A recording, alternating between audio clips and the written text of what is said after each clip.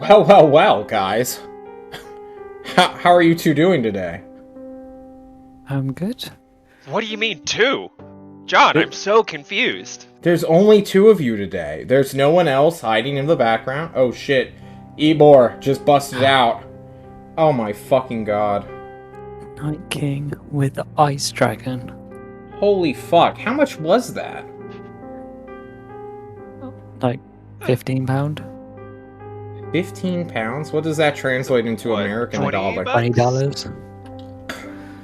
You'd think they'd be more expensive, these Funko Pops. Especially a big one like that. Yeah. Yeah, when they come out, they're cheap, and then when they're limited, then they're When they get expensive. when they're a collector's item. Yeah. Well, guys. Well, Eric, how are you doing? A different Eric than normally. I was about to say, I was like, I honestly got confused for a second. I was like, which one are you talking about?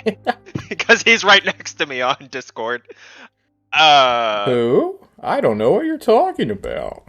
I'm doing okay. I got my car back out of the shop, so Oh, that's fantastic. what was wrong with it?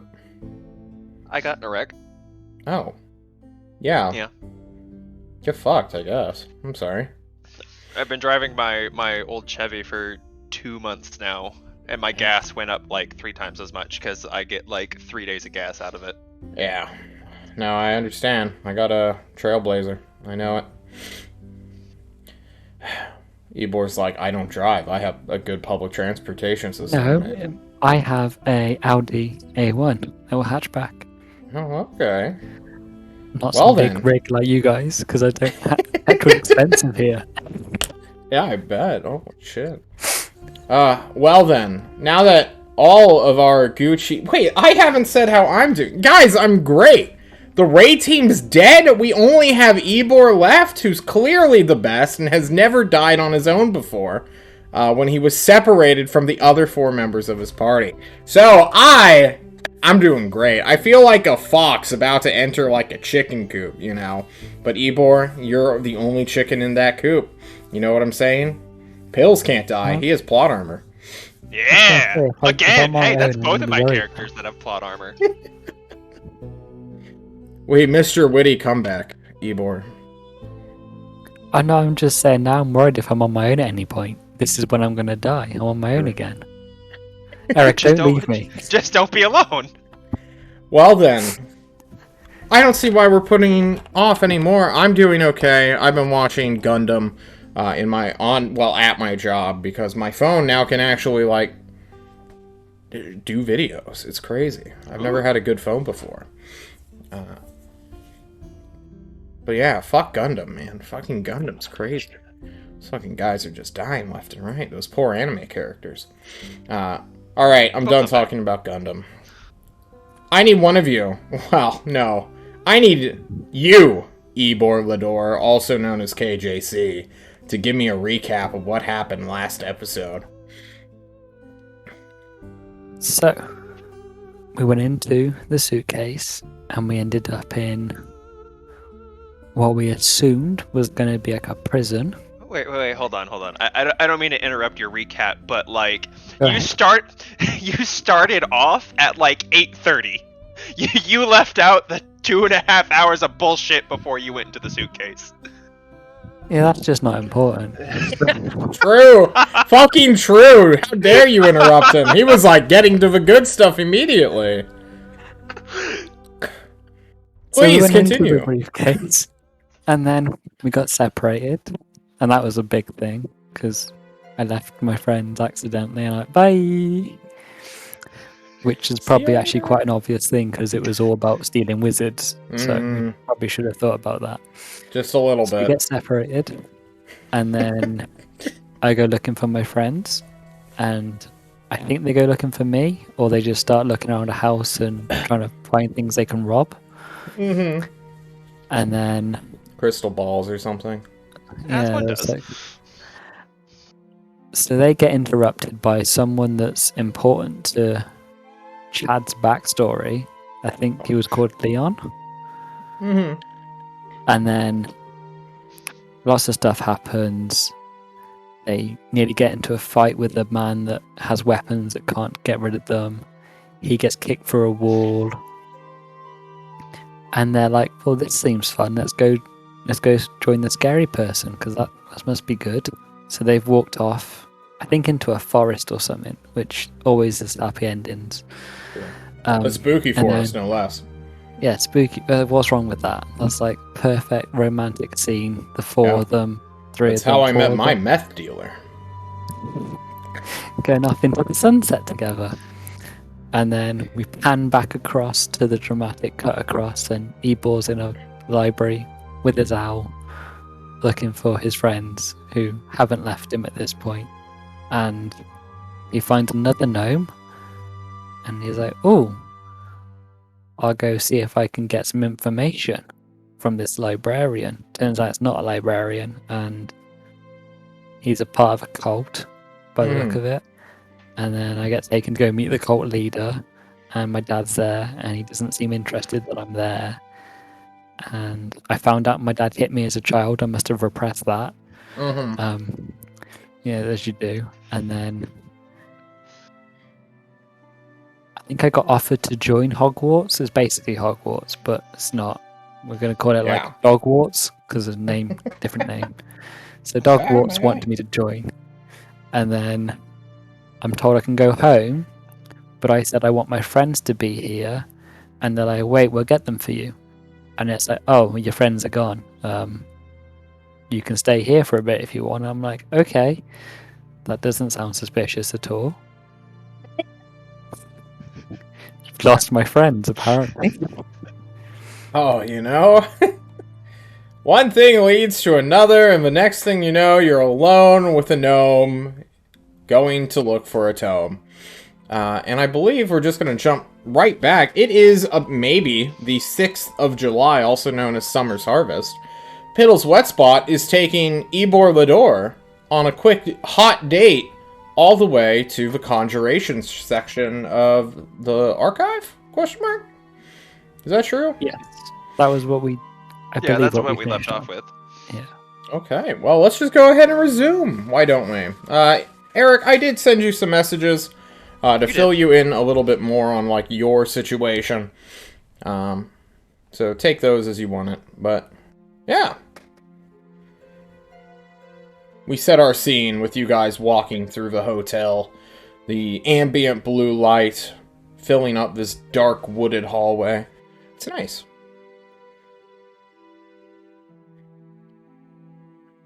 So your dad's kind of a dick. Yeah. I don't remember him being that bad. Maybe he's gotten worse since he's been away. Or maybe he's always been that way, but I forgot. Because, you know, you forget the bad things Awkward about people. childhood trauma, yeah. Yeah. Yeah. Do you have a family? I have a dad who forgets that I'm a wizard. And an absentee mom. Are you worried about them? Because I'm guessing they're not here. Oh, fuck no. Oh, Fuck them. fair enough. I literally want to ascend. Like, what are these flesh makers to me? I don't know why I said ew. Ugh. Alright! Piddles, a quick question on that one. Who put the idea in your head that you could, like, ascend to a greater being? I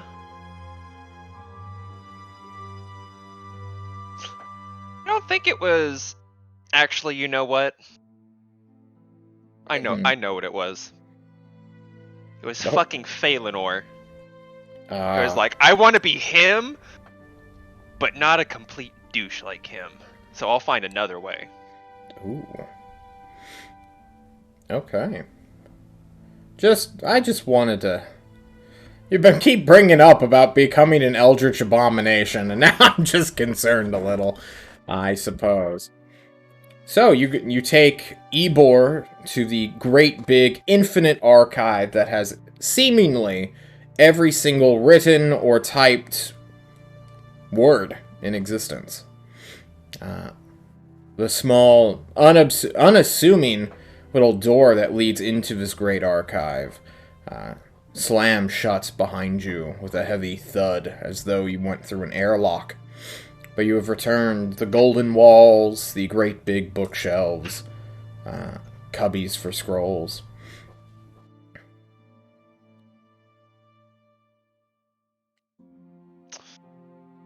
So I guess, are they divided by section, or are they just kind of haphazard?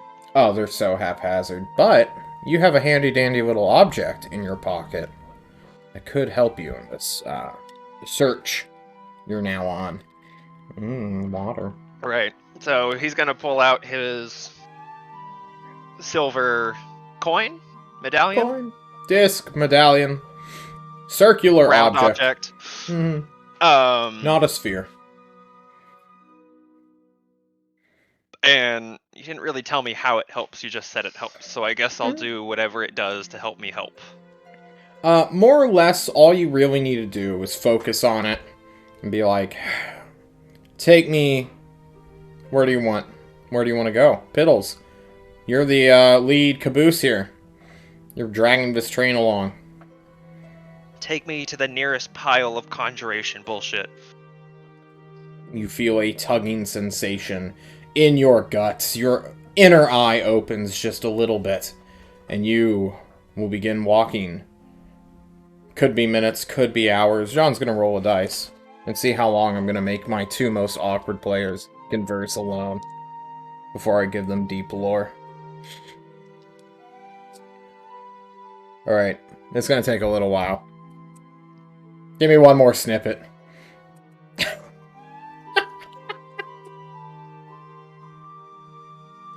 So what sort of wizard are you? Have you got a specialty? Yeah,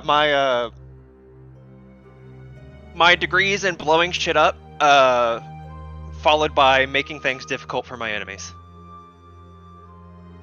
You know, That's evocation. displacements. Yeah. And then just like displacing or otherwise being an annoying little prick. I've been told I'm good at it, but that's mostly by the other wizards around here, and like, what the fuck do they know, you know? So there was a lot of people fighting. How does that work? Like, you just have duels with people, or? I mean, if you want, you know, we're all. Mom thinks it's because of thinks it's because of Ozark that we like fight each other. I'm not 100% convinced, but you know, all of us are a little crazy, and then all of the schools have their own crazy in their own way, and like we evocationers, just evokers would be the proper way to say that. Just like to like, you know, casually try to kill each other, because why not? So, yeah, you don't run out of spell slots here, or however John wants to rephrase that to fit his lore. I'm And sorry. you die here. No, right, John? No. Not usually. Just You've never heard or seen anyone die here. Do our spell shields or energy shields drop when we get hit by spells, or is it all like No. redirected? Or, yeah, our health fields don't even, or I say your like everybody's health fields won't even get damaged here, so we can just casually throw, you know, spells at each other. I've seen a few of like the gold wizards, the like, you know, 8th or 9th circle manipulators. Just they like to just kind of casually, you know, word of death people. Feels weird. I've had one do it to me. Because you don't die, but you want to die, you know. Yeah, I've it's not like had that when happen. some of my friends died on that fucking island. What You island want was to that? die, but you don't die. What island was that? Mokapuni. You probably haven't heard of it. It was relatively small, just getting colonized when I say it was just getting colonized. It was just getting colonized by the mainland. There was like a tribal people that was there.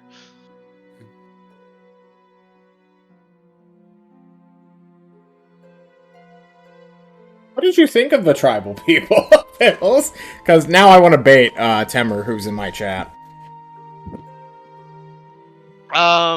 Well, What'd you think of their princess? Remember Anae? well, let's see. Our dog wanted to fuck her. He kept saying he didn't, but we all know he did. Fucking kobolds, right? And, I mean, she was cool until she wasn't. She, like, she gained magic somehow, and then she tried to use it to kill all of us, but she couldn't really fight, so we kind of obliterated her. Sure. Not to death, I don't think, but I'm not gonna lie. By that point in time, I wasn't really paying attention to what was going on, short of stopping my friends. Ebor, you watch Piddle's eyes glaze over for a little while, as he clearly is going through some part of the PTSD recovery process. But eventually, he kind of just stops. In the middle of an unassuming section, there's like a table between like 4 crossroads of bookshelves and a ladder that just goes straight up to the 2nd floor. Or 3rd floor, maybe, depending on how you want to view where you're currently at. And Piddles, you have arrived. Alright, so...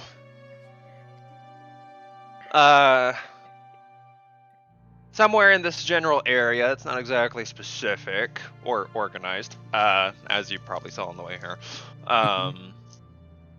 is some of, should be like books and scrolls and paraphernalia and other nonsense, of whatever school it was we were looking for. I totally forgot. Conjuration. Conjuration, that's right. Sorry, you know. It was a long one. Evocation wizard, you know, taking one too many knocks on the noggin. I once heard this joke that says, "Evocation wizard go burr." I don't understand it, but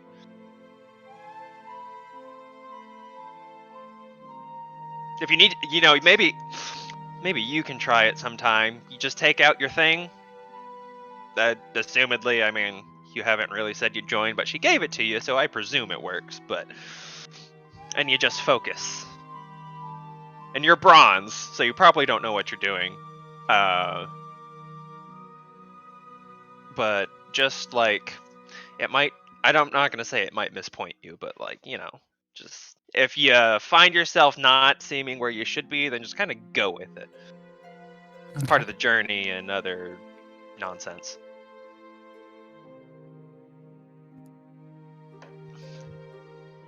So have I got this item, John, to...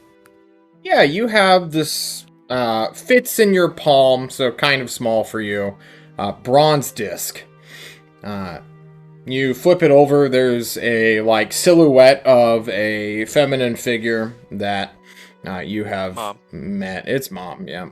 And on the back of it is a gold-plated symbol of, like, a wizard's tower, almost for the archetypical, like, spiral rooftop that domes out like a big witch's hat. There's even a couple windows if you look closely at the engraving.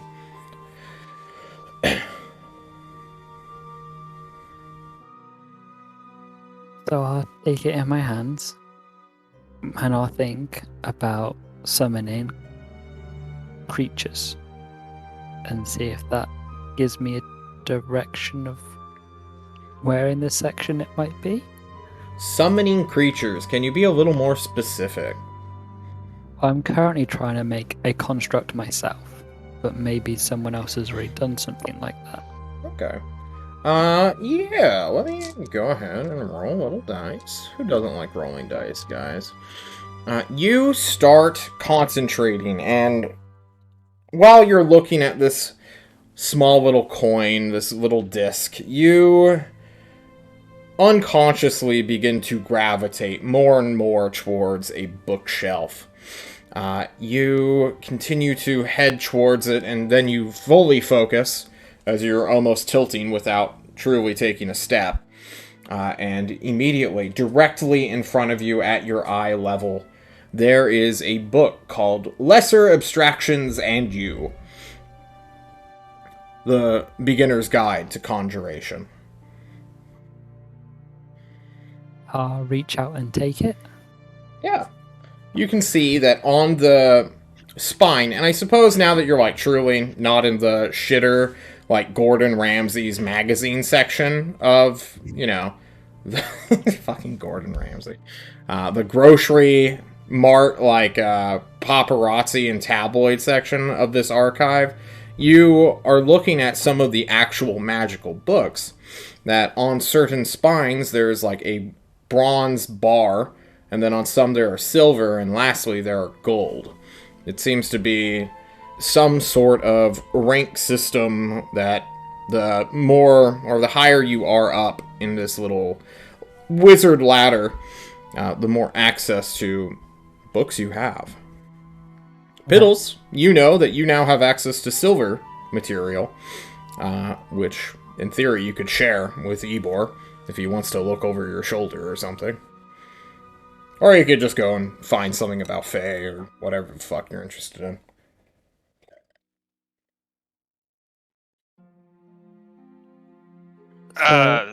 Was there anything particular you were wanting? I can't be here constantly, but I'm supposed to guide you or some shit. Orientation, whatever. So I can be here for a little bit and use my access pass. So basically, I've always wanted to be able to conjure up creatures, and I made a little bit of progress, and it started to go down a darker path. It wasn't really what I wanted, but then we thought, we found the remains of this big construct golem thing, and I thought maybe I could do something with that and control that, because then that's more of a... He gives you a very guarded,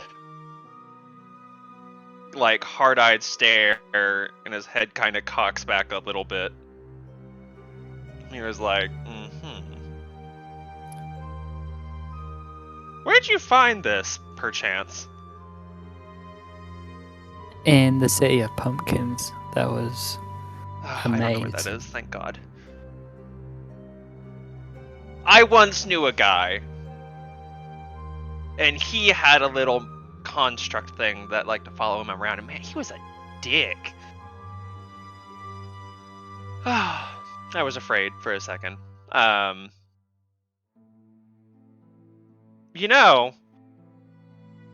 might be worth... I can't believe I'm going to say this, but it might be worth checking out Sanctuary, if Sanctuary still exists.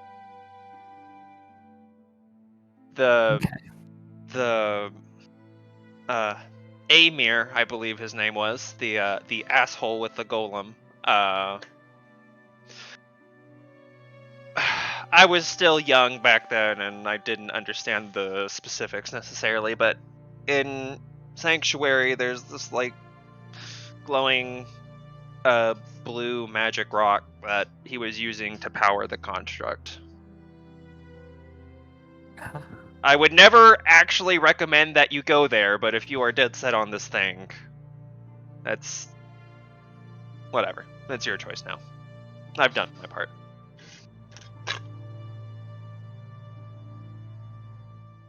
So, what level are you? Because this book is bronze, and you said I'm bronze. Does that mean you're a different color?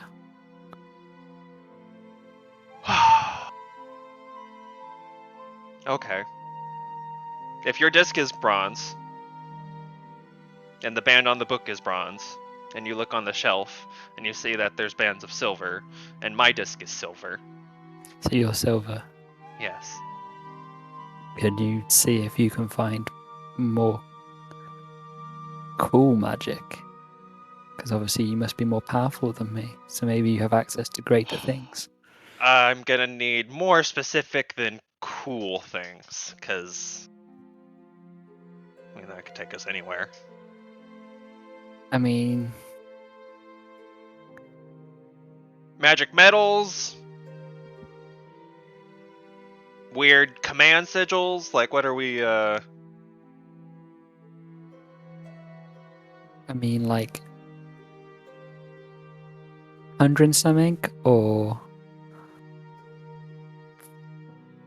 I don't know.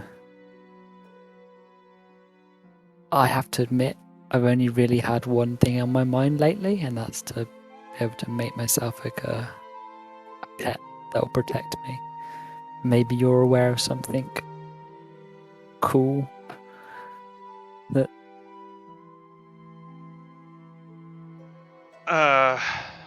Okay.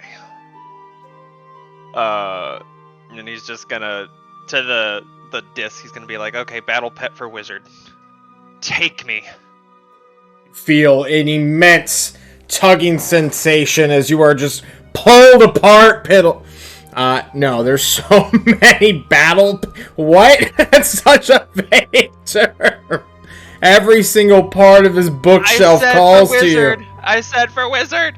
Every single part of the bookshelf calls to you. Oh, Okay, Ebor watches as Piddles just fucking slams into the bookshelf. Like it's magnetized.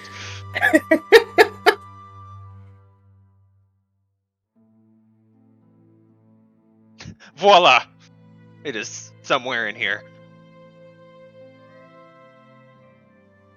Yeah, this isn't a place for quick answers, if you hadn't noticed.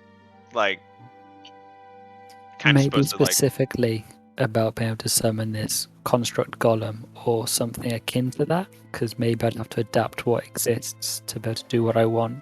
But maybe you'd be able to find something a bit more. Okay. Take two, and if I get pulled into the bookcase again, I'm gonna punch you. Take me to summoning constructs. Mirror, oh mirror. There is no tugging sensation you feel. Huh. That's peculiar. Well, I got nothing, so... Doesn't mean it hasn't been done, but at the very least, it's never been written. Not gonna lie, I thought you were gonna hit yourself into the cabinet so you could punch me for free, but... Ooh, that's a good idea! And I Piddles respect is the just fact gonna, you like, did it. throw himself in it. Your energy shield flares, and then you quickly turn on your heel to deck Ebor. Make me an attack roll. Yeah! It's not gonna matter even if you hit, but... What is an unarmored attack? It's a strength plus strength? proficiency roll. Oh, the wizard doesn't know how to make a melee attack! Oh no! Ebor, that does not hit you, even without mage armor on. Piddles, like yourself almost, is pretty pathetic when it comes to feats of strength. Punching being one of those feats, I suppose.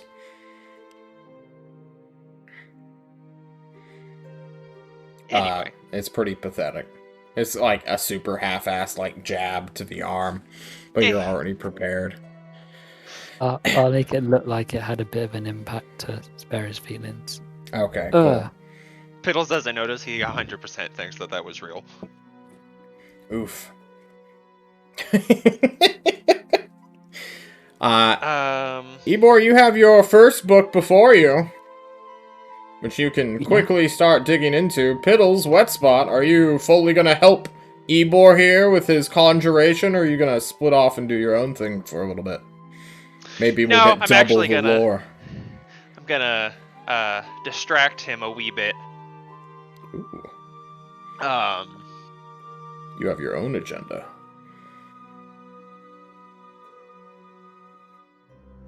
Yeah, there's actually if you want a sneak peek at some of the things that you can gain access to, I gained access to some new rooms, actually. Because I really did just get silver. I haven't had time to explore them. Mm-hmm. Yes, I was too busy doing my own research, but then, well, you showed up, and now I'm already distracted, so...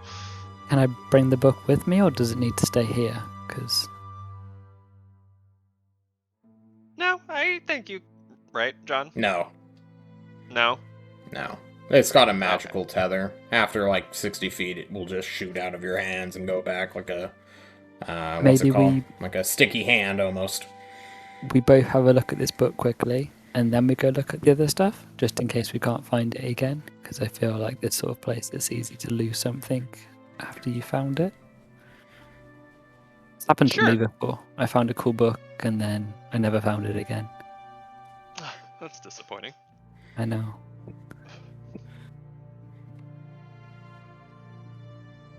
So we'll read the book together? Sure. Okay. Ebor, someone, you know... Actually, let's do a quick thing with Ebor.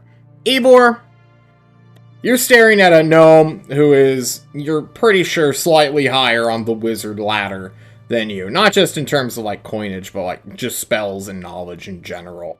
He apparently knew Ozark before you ever did, or at least before you entered the service of the tyrant, and now you have him reading a book with you. Is this friendship amongst wizards? What is this to Ebor? As you two cozy on up to one another in big high chairs at this wooden table. Well, Ebor's never met a wizard that isn't a complete dick. So he's trying to make friends here because he's always wanted someone to be able to study with, but never had that. So like he's every playing high nice. school loser ever. Oh. Okay. But yeah, well, he's trying to be as nice as possible because it's special. High school was hard for Ebor. He was learning Firebolt when everyone else was hanging out. Poor Ebor.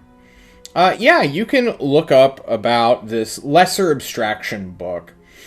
Can I just get a quick intelligence check? This will be like your comprehension and reading while skimming through, because Piddles is probably going to hurry you along at some point. How good are you at disseminating information? Or is it Arcana because it's all magic, or is it just intelligence? I just want a raw intelligence check.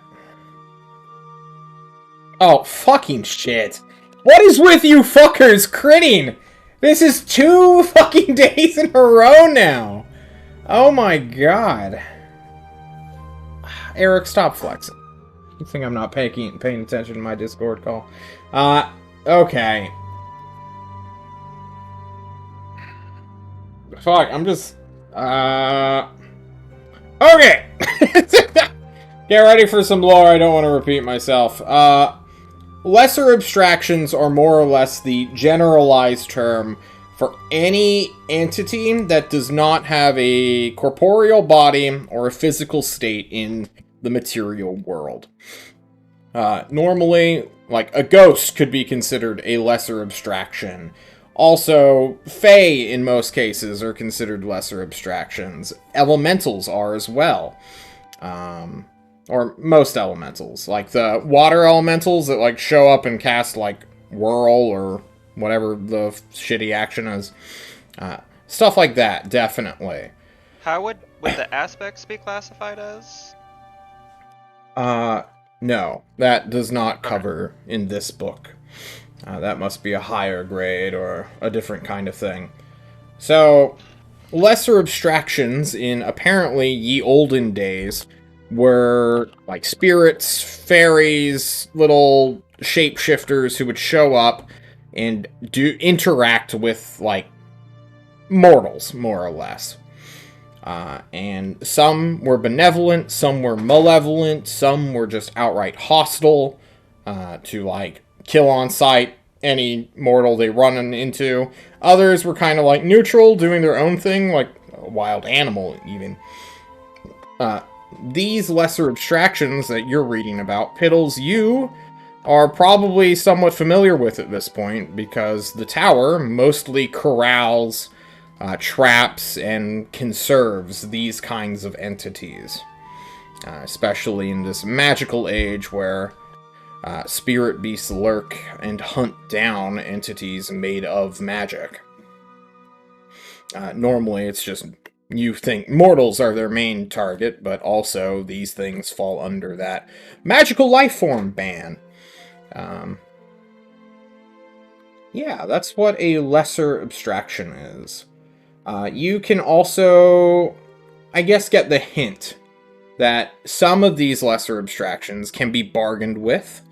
They can have deals and sign contracts with mortal life and offer up services that a normal guy, just even a normal wizard, wouldn't be able to replicate, just due to their intrinsic nature and their difference of existence. That is what a lesser abstraction roughly is.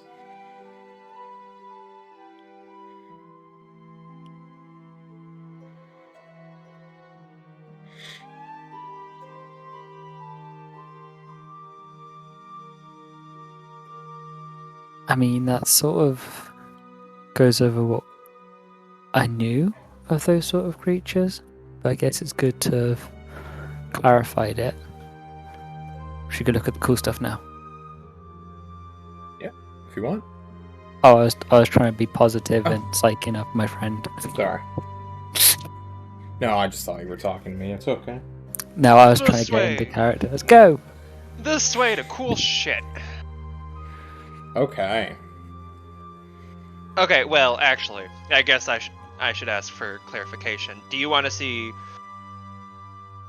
cool shit or sentimental shit first? We'll do sentimental. Okay. That does not surprise me in the slightest, but then we're going to the memorial chamber first. Okay, the memorial chamber. Alright, so you guys leave the archive. You can hear distant, like, EDM music in the back, or just echoing throughout the halls. It's Ashley's party time, where all wizards can dance with crazy-ass things that she summons, and or... she's a wacky lady, let's just say that. But she's a character. Yeah, you can ignore her, like, festival, and it'll just be in the background. Carnival is how she really likes to describe it. You go to... John has so much notes. Oh my god. He took too much notes because he didn't take any notes last session. You head to the memorial chamber where...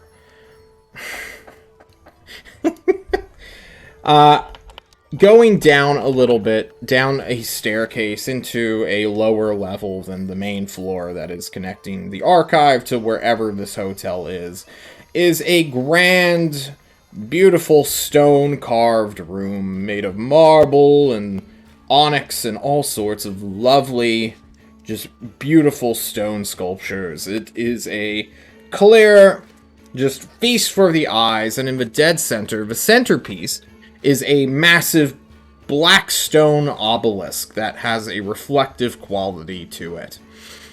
You can go walk up to it, I suppose, Piddle's wet spot.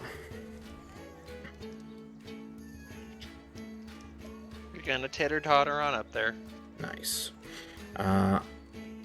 The seriousness of this, like, room is massively undercut by the fact that you can hear this, like, celebration happening and echoing through the floor above you.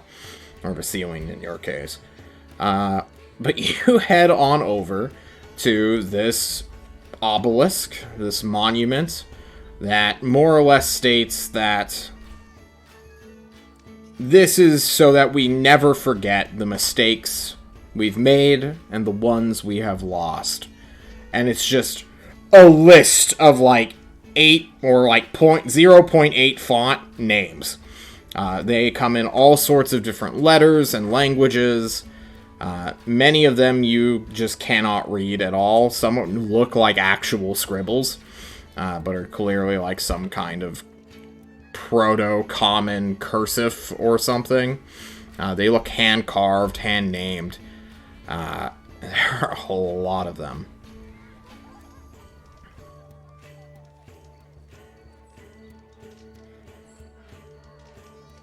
Like, tens of thousands of these little tiny names.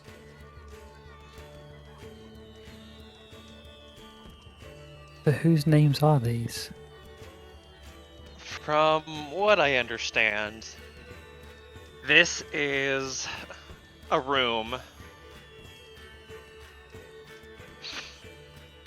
I don't know how much you know about greater world history. Our world was not always as fucked as it is right now. It's gone through several cycles of peaking and then falling and then peaking and then falling and so on and so on. The last age is apparently notorious for how absolutely disastrously fucked it was.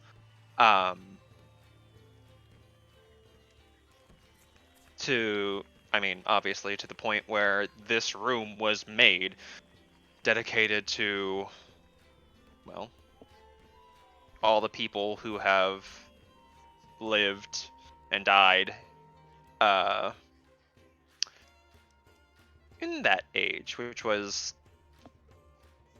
11,000 years ago, prior to the emergence of spirit beasts, actually. If the previous age was known for anything, it was for the fact that they were the ones who made / let loose the spirit beasts that fuck everything up in our world. Do you know why they were released? John, out of character, I know we talked about it, but Piddles doesn't know what or why, right? The music above you changes as you start to hear Ashley summon the salsa dancers. Yeah. You go ahead and give me a history check. What have you dug up over the course of your stay in the tower? History. Oh shit. At least relating to this. I'm proficient in it. Oh my fucking god. Yeah! Alright. Thanks. Restate your question as clearly and concisely as you can. Well, it was really an out-of-character question, because I know out of character. I couldn't remember if Piddles knew, like, if we had done anything in Mokapuni story-wise that... I don't... What is your question? About, like, the source of spirit beasts and what exactly they are, and... Because Ebor's question was, like, why were they let loose? And right. I know the answer. I want to phrase it a little bit differently for Piddles, because he can only learn so much, and you got the core, raw truth. Piddles, over your time here, you were always curious about spirit beasts, where they originated from. Ozark gave you little snippets, but here in the tower, even a bronze level, associate of this place has access to these public records. Spirit beasts were made by proto-Ulethaeans to seek revenge against the people who began to ruin their world. It has something to do with the age known as the Veil, and the age that specifically followed after the Veil fell. Whether you want to share that or not, I will just leave it up to you. But more or less, ancient Uluthayans were pissed off and made the self-replicating constructs to fuck everyone's day. And they succeeded. Yeah,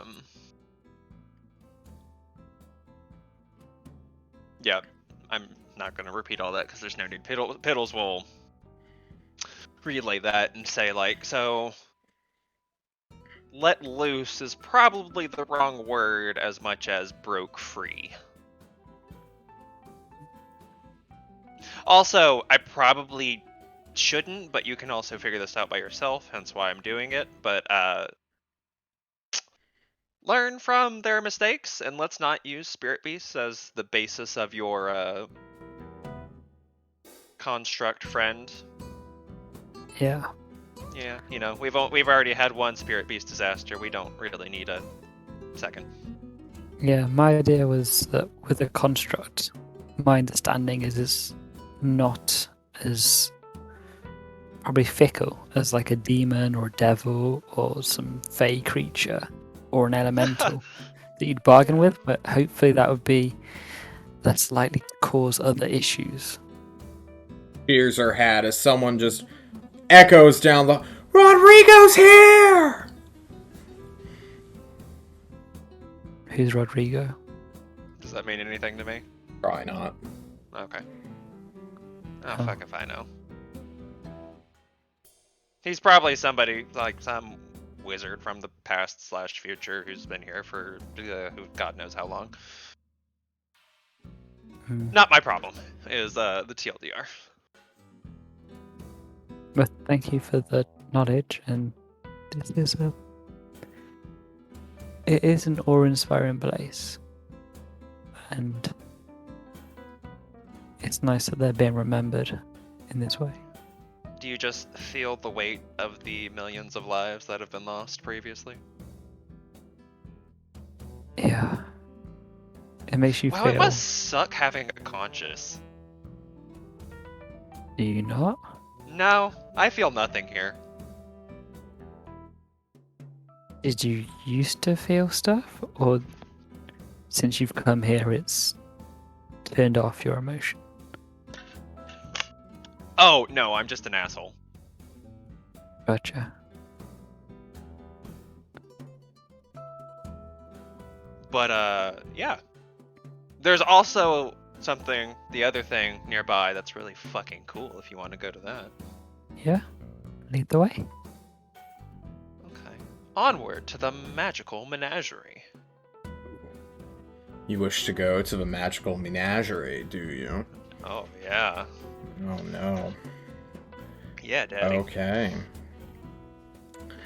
Piddles begins to lead you deeper and deeper down into the tower, the tugging sensation of his little coin giving him all the navigation he needs to have to get through the labyrinth that is this hotel. You travel past side passages, doors. At one point, you even come to the grand center of the where Ashley's holding her big fucking party. You see the hottest man alive, Rodrigo, is doing some sort of like flamingo / salsa strip dance, even though he's basically nude already. Ashley is throwing like Tolspucks at him, the fake paper money that he does not want or care for. Everyone is cracked out of their minds as cocaine is had, and all sorts of just random people seem to be here. Take that as you will, as you sneak around the side of the room, not to get involved in the mess that Ashley and her crack party is currently making. But you head deeper and deeper down into the towers until the salsa music is long gone. And John changes the music. Eventually, you will come to a fence, just a regular fence with several bars. It looks like a mockery of like the entrance to a zoo. The walls are painted with trees now, just in shitty exterior-looking wallpaper, but it is no replacement for the real world.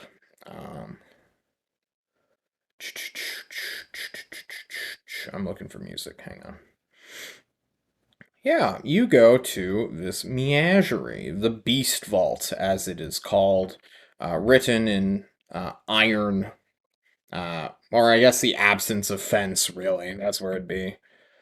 And cheesy, crappy adventure music starts to play. No, okay, fuck that noise.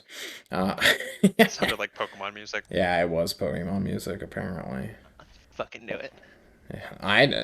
Kevin McLeod's Adventure Meme is what it's called. There we go. You start heading into this jank-looking wallpapered area until you find the first of many to come windows. John's gonna roll on some bullshit. Each one of these windows has a little plaque to give a description of the animals / magical beasts / lesser abstractions / greater abstractions that you see. The first one is... what is a 20 on my d20? This one is the caged primal elemental that is currently locked away behind a bar, and when you go put your head into the window, look through the glass, you see a volcanic hellscape. Black acrid smoke is just billowing out of fissures of lava. Steam is building up. The earth is just cracked dry. It is a hellscape. Almost the picturesque version of hell that you have ever heard depicted before. Lightning is just crackling from the acrid smoke that is just raining down acid rain. Below on the plaque it says, this primal elemental was caught and stolen from a time-locked area of the world. Don't fuck with it. Warning, do not tap the glass. Oh, this is bullshit. Won't tell if you don't. No, I'm not talking about the fucking glass. Oh. I know this elemental. I fucking fought to have this thing be free. Oh my god, we're gonna have words. I'm gonna have words with this bitch. This is why it's so angry and dead looking. God fucking damn it. And he's just gonna continue on with that. You go walking through, you will see a, ocean view in one window that shows a giant turtle. It says this one was captured by a confederation of spellcasters during the Age of the Veil. And it's just a massive island-sized turtle that's just hanging around in an ocean dwelling that your little glass, view can, look at. It's just chilling. So how is the, is it distorted, or is it bird's eye view, or it's a bird's eye view, you're looking down upon an ocean scene. Mm-hmm. Clearly time or space particularly is fucky in this room. Right. You go to the next one, and it is of a cave or cavern. It is dark, but every so often a plume of, fire will illuminate a smog-like form. And by smog, I mean from The Hobbit, a big, huge, draconic-looking fuck. This one says, a great red worm, stolen and found, recovered, or... one of those words. I guess it doesn't truly matter. During the First Age of Man. This one was saved, teleported, blah blah blah. Captured during the Great Worm Roar between the Kaza and the Awakened Dragons. So is this one of those dragons that the book referred to? Because it was calling them more worm-like than dragon-like. Or is this... WYRM, not ORM. Oh. Yeah. Wyrm. Do you prefer that pronunciation? Yeah, that makes more sense in my head, but I don't Okay. know the correct pronunciation. Wyrm! Yeah, I was thinking, it's like a little wormy, but Yeah. red. It's got big wings. Now I misspoke because you put he misspoke. Yeah. You only get to see snippets and bits of it, but it's just a fucking huge-ass animal, more or less, hanging out. There are many more of these, like, mythical beasts that are told in children's fantasy stories, but no longer live out in the real world, having been killed or genocided or having died out. These could be the last remaining, well, except for Primal Elemental, you're pretty sure that's just part of the world that has been carved out and put in front of a window. But all these other creatures are certainly not within, like, modern era or modern knowledge of. Are there any dinosaurs or anything like that ilk, or just... Unfortunately, no. All the dinosaurs died out, and you can find the what dinosaurs must have looked like section, and it's literally just like children's drawings of like T-Rexes fighting, raptors and whatnot.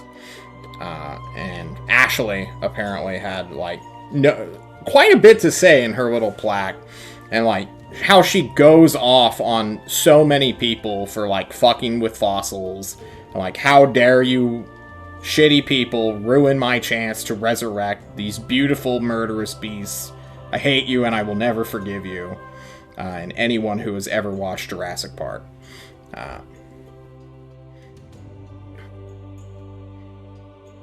Yeah.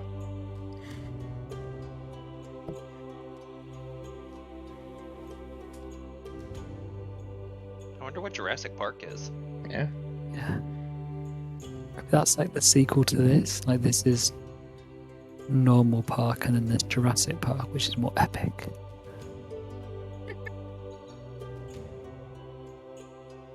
But yeah, you said that you fought to save that primal elemental. Mm-hmm. Does that mean you know of other ones, or is that like just the one that you knew? I mean, I know there are other ones, otherwise the fucking world wouldn't exist, but...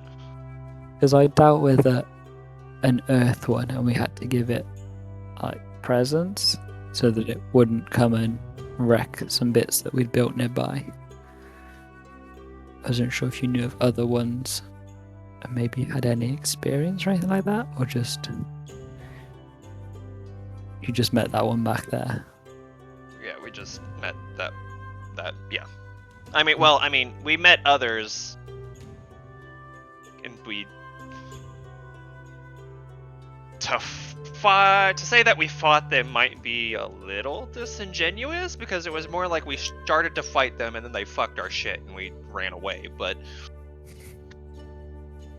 I have seen others. That's the only other one I got the pleasure to speak with, other than Randy, I suppose. His situation's a little weird, but...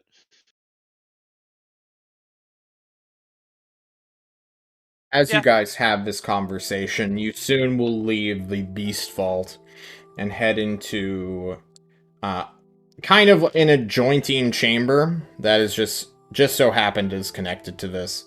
It's more or less a museum of what it was like to live in 2 ages prior to your own. And it's more or less called What It Was Like to Live in Vavail, a private... not private.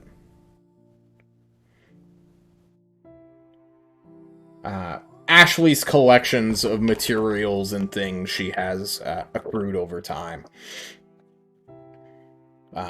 Inside of this museum, which you will all kind of just casually walk through, hoping to find your way back to the rest of the tower to go on your next objective, you'll see all sorts of things. Ugarestian technology being a strange a reoccurrence almost.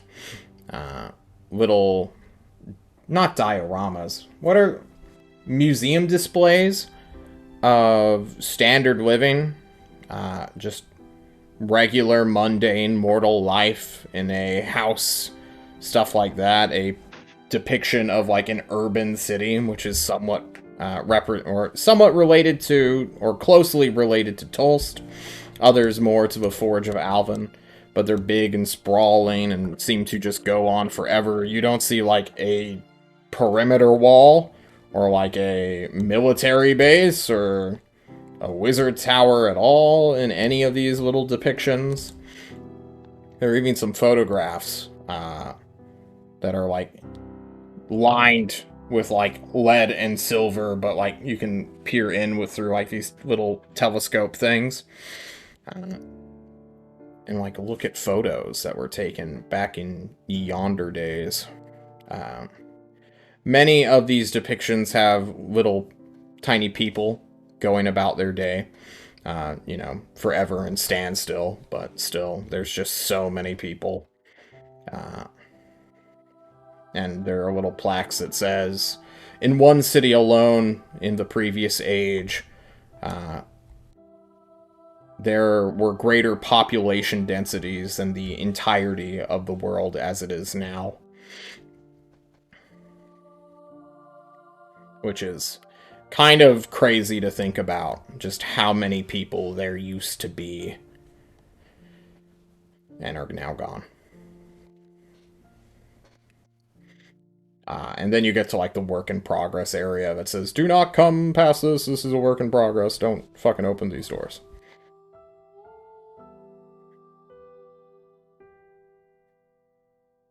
You want to open the door? I kinda do. Yeah. Open the door. What's life if we don't get into a little bit of trouble every now and then? I didn't even tap the glass. Like I'd restrained. Because it sounded like you liked the creature. So I didn't. But Alright, let's open the door. I wanna know. You don't even need to duck over the velvet rope that is made for like medium-sized creatures. You just go straight under it. Ignore the warning sign that is put right up in front of it, and go to the metal door.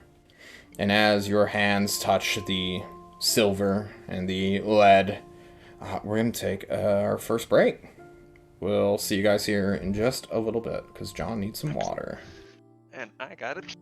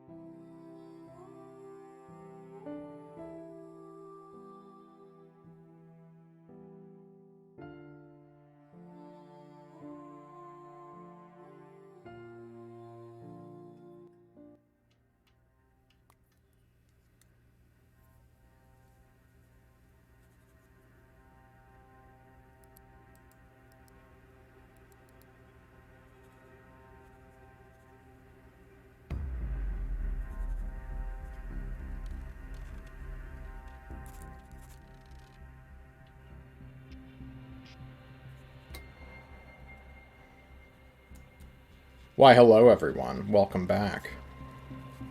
Wizards, gnomes, gnomes. As you enter these doors, opening them up and stepping through, the lights will flicker off, then back on, then off, and then finally stay on. In front of you is another one of those metal zoo-like motifs, I suppose, but these ones are not nearly as curved, not nearly as friendly. These are almost like jail cell bars that have been cut out and carved to show off Ashley's exhibition of the worst of mankind. And as you begin to step forward, you will feel this heavy, almost oppressive atmosphere fall upon you. And much like the previous room, except many, many, many more windows, you will start to explore the things that Ashley has collected over the years. Before that, though, Ebor, you will notice something somewhat in front of you, somewhat far away, looking through windows, but several hundred feet down this near endless hallway you find yourself in. It's very similar to... You have experienced shade in your periphery, yes? I think I did once. I think so. But much like how shade stays in your periphery, this one now breaks that tradition. There is a black silhouette far ahead of you as you begin to pass windows of strange people, not creatures. Each one of them is a standard-looking human of different skin color, different clothing, all sorts of just different styles and cultures. You can just immediately tell. Each one of the plaques before you does not have a descriptor of where they were captured, what age they come from. Instead, it just has their titles. One of them being incredibly grisly, called the Cartel Lord. You look through the simple little window, you see a man just in a very nice looking home by an ocean who is currently chopping up someone's body.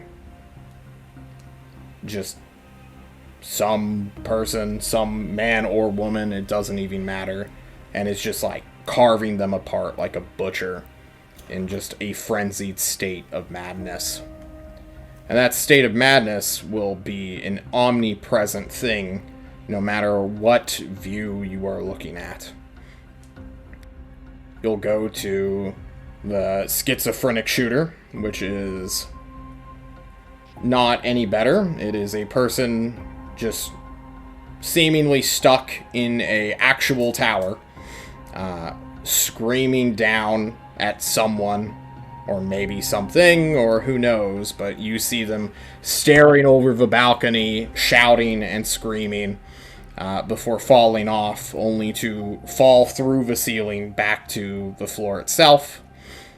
You see what is known as the Warlord, who in another almost manic, frenzied episode is just shooting a gun, a firearm, into what is clearly has been a dead body for quite some time. You see an actual cannibal that just says actual cannibal. Very similar to the one Piddles Wetspot met in Mokapuni, but clearly not the same guy who had a shared title or name, who was just eating a carcass. And then you see one which has a big WIP that says war. Just, that's the working name, apparently. And it's literally two people fight, like two living humans, with knives, bayonets, swords, weapons, just stabbing the shit out of each other. It's almost like a comical slasher movie scene where it's just two people stabbing each other in the chest. No energy shields, nothing like that. Just skin and bone and muscle. And you... Are these... yeah. Are these still images, or like in the exhibit of war, are we literally like watching two people like motion and all like they're just stuck in a cycle of each other? They'll stop for a moment, breathe, look at each other, look at themselves to see how they're not injured or dead or dying, and then eventually they'll like have a conversation that is muted, pointing around at this dull gray sky above them, before once again trying to stab each other to death in such desperation. It is a very macabre and gruesome scene. These mad people, madmen, going about trying to kill each other. You will see other names and titles and gruesome descriptions of people. Many of them trying to commit suicide, but failing. Literally a dude just swinging by the neck, but unable to, like, pull himself off the rope that he has somehow fashioned out of articles of clothing. It's not pretty. It's the worst of mortal life, more or less. And all the while, Ebor, you are seeing this shaded figure in front of you, going to the same exhibits, taking looks, and then moving on to the next.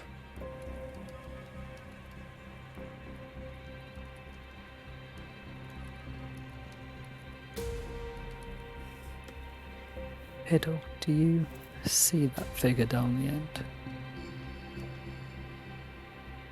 Piddles. Piddles. John, do I see him? Give me a perception check.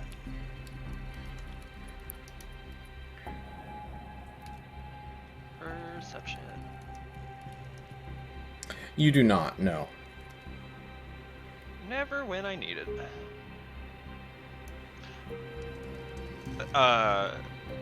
What? Nobody entered with us, and he's like very distractedly, like half answering, but like he can't look away from whatever scenes are in front of us. Yeah, Piddles, this is incredibly dark and gruesome for Ashley, who is I was about like... to say, is it fair to say that this is a twist from what I... This is a massive, like, diversion from the character that Ashley portrays herself as a fun-loving trickster. Deviation, I think, is the word. Yeah, deviation. She like everything with her is very tongue-in-cheek, including like, oh, you know, we'll just throw a bunch of wizards at a problem. They'll figure it out with their big brains.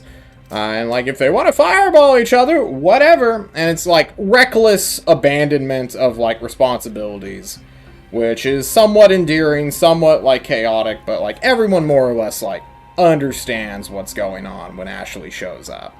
Like, okay, something fun is going to happen. Whether I like it or not is going to be decided after it happens. And this is not fun. It is terrifying and horrible.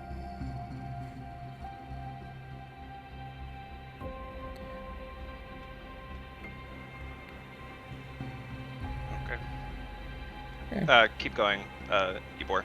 Sorry. Because I can see someone ahead of us, but I didn't know whether it was worth talking to them. 'Cause...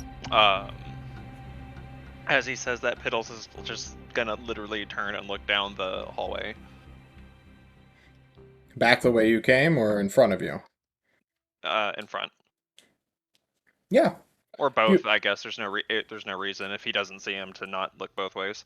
This hallway is weird, Piddles. It seemingly goes on forever, but also, like, despite that, you feel there's some, like, mirage just 30 or 40 feet in front of you at all times. Every step you take, that's, like, kept with it. So, like, Yeah, there's infinite windows and whatnot, but how many people can this possibly be? And there, you see no figure. You don't see anyone in the mirage.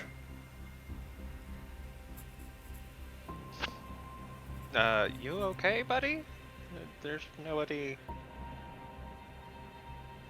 So if I use magic, it doesn't deplete my ability to then cast more magic in this place? I mean... In the regular tower, not anywhere that I've seen, but, I mean, we're in a work-in-progress area. I don't know how the rules apply. This is also an extreme deviation from what I understand of Ashley's character. I don't... Yeah. One way to find out. I'll just run after the figure and see if I can catch them. Yeah, this creature is moving at a casual pace. And you start running forward. Piddles, do you chase after him? After a second of, like... What the fuck? Yeah, he's gonna turn and follow. You start running after. Your little gnome legs carry you as speedily as they can, as this passing view, these glimpses of the worst of mankind, the worst of mortal life, are seen and spectated. And then you will reach the creature, the entity, the shadowy form. 20 feet in front of you. It somewhat solidifies, but not really.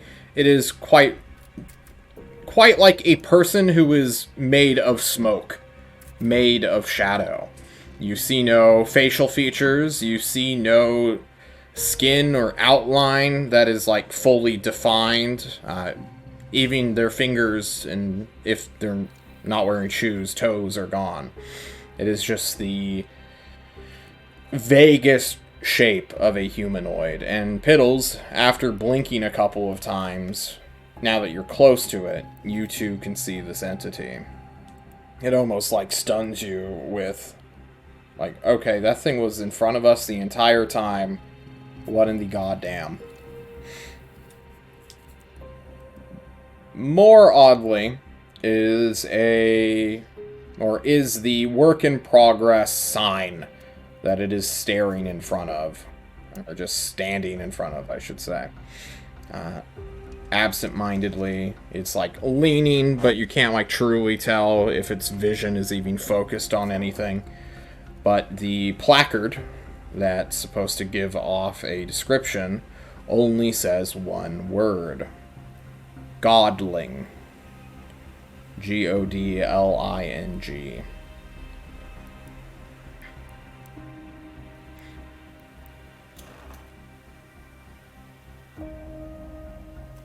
Is there nothing in the, You'd have window? to truly approach to... You can see the placard, but not the window itself. Okay. Hello? You call out to it, greeting it, and it will not turn, not even really shift, but you will hear a voice in both of your minds. The oh so beloved telepathic communication. It will be a gentle, controlled voice, not once giving a true inflection, except curiosity. And it will state, I knew a godling once. I wonder, what is Ashley's intentions for this exhibit?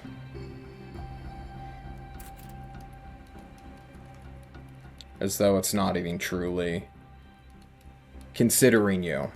It's just musing to itself. Staring at the window before moving on to, well, further down the hallway. I'd like to go over and look into the Godling one and see what's in there.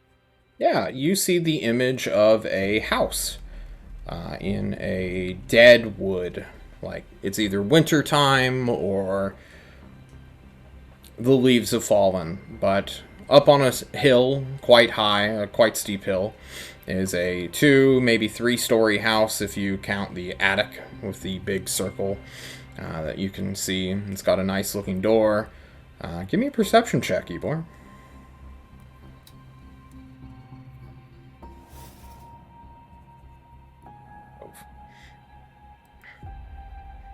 Fiddles, do you two peer into this thing? Not yet. I was gonna let you finish with this. No, that's basically it. It's just like kind of run down looking, as though the exterior is not too well maintained. But like there's a faded white paint on the sides of the building. It's not made out of brick, but like that weird plaster covering of the true walls.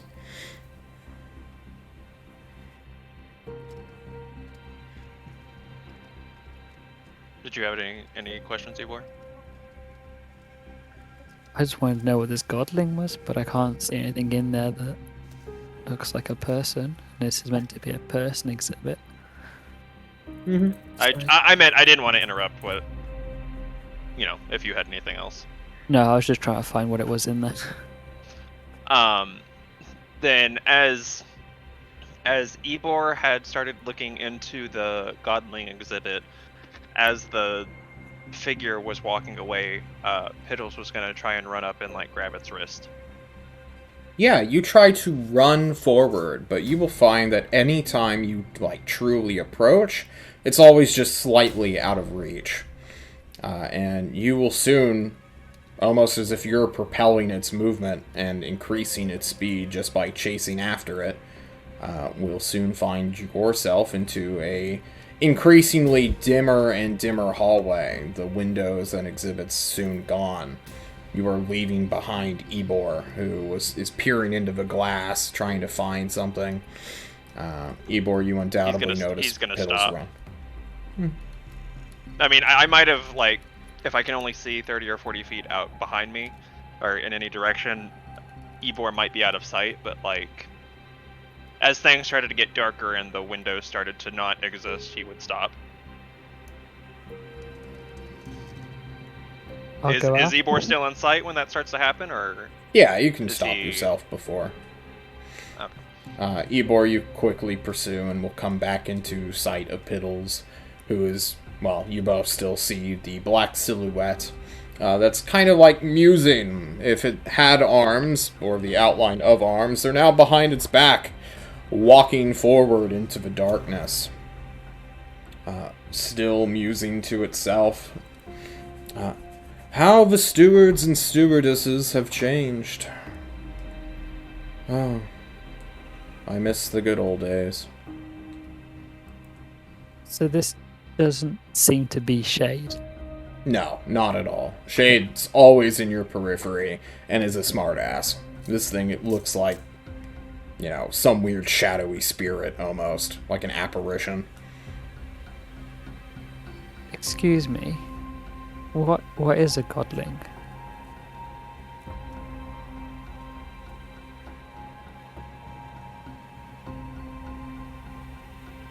This creature does not truly acknowledge you, but almost like an absent-minded, I wouldn't say historian or lecturer, but almost as if it is just summoning up information and just giving it out to the world through its little telepathic aura. The entity will give this weird, almost self-questioning speech. Oh, those greater the greater abstractions of the olden days. They once needed mortal hands to move the world as they saw fit. It used to be so chaotic back then. I wonder how many still are left out in the world. How many mortals are trapped by alien will. How do you know if someone's a godling? You call after this creature that is leaving your aura. I'm assuming you want to stay in pace with it, or is there a certain point where you want to like stop? I want to get an answer to this question. So keep it in pace. Let's see if I get an answer for that. As you begin to follow after this entity, both of you getting this telepathic call, most of the light will vanish from the hallway. The golden walls, the metal bars, and artistic wallpaper, we'll call it, vanishing, just leaving you with the marble flooring that leads you further and further into the darkness. Your question was, how do you recognize a godling? How do you know who a godling is? I'm guessing they're like a human, but controlled? Godlings, scions, any sort of demi-entity, a demi-mortal, a pseudo-immortal. Their identities are often well hidden. They are images the form of regular man. I knew one once. Tall, brilliant, with an aura that could surpass any other. I wonder, how is he doing? Does he have a name? You begin to descend a ramp-like quality, or you feel like you're descending. And soon, what was once dark wall will light up into red and blue images. You see a forest flash by, a young teenager running like the fucking wind, being pursued by some serpent-like entity, which will immediately transition into the next scene of a weird mage clearly summoning like some sort of spectral bolts to combat this creature. This fast-running young man will then transition. Looks like he's about to punch the serpent or try to throw something, and he will now suddenly be much older. Now some mid-20s, male, without shirt, mostly without clothes, just running through the woods, chasing after a pale-fleshed beast, club in hand that seems to just have been ripped apart. The feral intensity just chills you as the images flash once more. There's now a serpentine, not serpentine, almost scorpion-like creature also running from this entity now. It has several legs popping out, wings on its back, mandibled hands, a strange, like, sickle protrusion coming out of its shoulder and arm to form a weird scythe blade as it runs in fear from this just ferocious human being. There will be a scene of like an interior view of just the mortal man using his club to bludgeon this scared terror of a entity to death into black mulch. The scene will transition to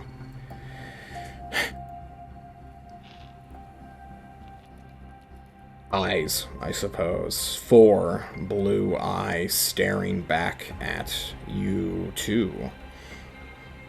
Piddles, you recognize these eyes. They are ones you saw a few times on Mokapuni, connected to a different wizard who you've lost track of named Finn.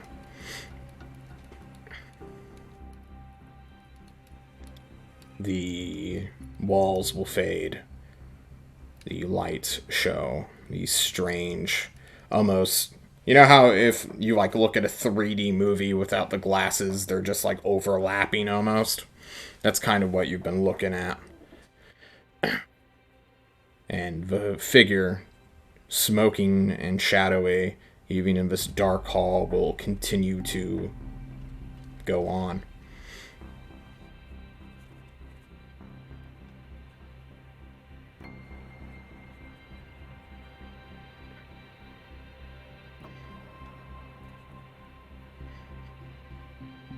How stupid do we want to be? I really want to know what this godling is called. 'Cause I Piddles, feel when like you it's- say how stupid do you want to be, both you and Ebor on two separate sides of the wall will see all of your past failings, all of your silly mistakes, every single misdeed you've ever done in knowing. Like in actuality, like at one point, Piddles, you get like your pants pulled down in like grade school and piss yourself, where you know your dad made fun of you and called you Piddles. Like, oh, he's yeah. Well, you remember the dialogue in which he made fun of you, like, oh, he's keeping up with his namesake, in his stupid voice, but no one truly hears that. Ebor, the same for you. Every single one of your failings in your life are just flashed before you on these red and blue walls.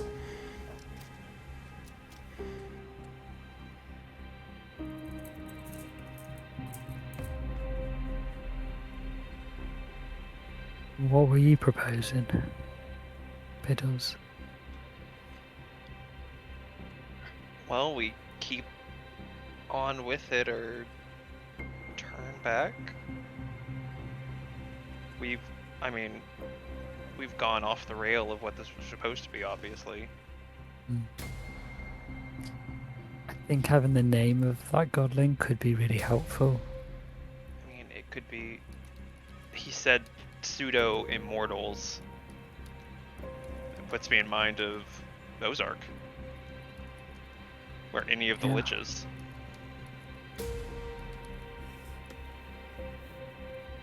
If they're a godling, I feel like These. Oh, God, I don't know. These images of that man put me in mind of what I know of Isharif? No, hold on. Connected Are you to telling me Finn. no, that's not... What? Connected to Finn. Remember Finn? The man who is beating everything? No. That's Okay. that's who I'm talking about. Oh, no, not at all. Completely different entity. I don't think you've ever truly seen Ish Arith. No, because its mural was scratched out. But I still know about it. Or at least his vague blurb. Very true. And then those eyes belong to a party member of mine.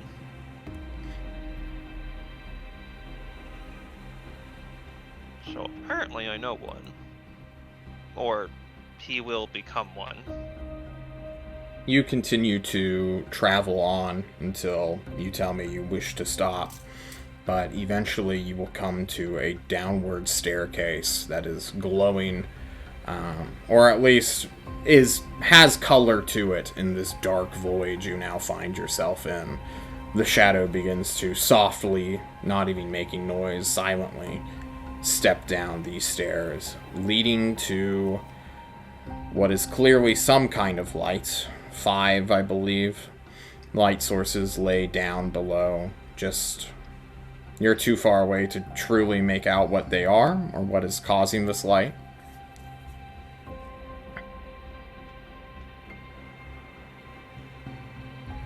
Well, shit, we can't go back now.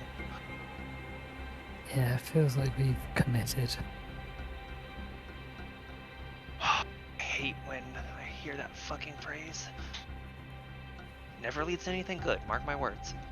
Fiddles every single time that phrase has ever been uttered, and their immediate consequences you see before your eyes.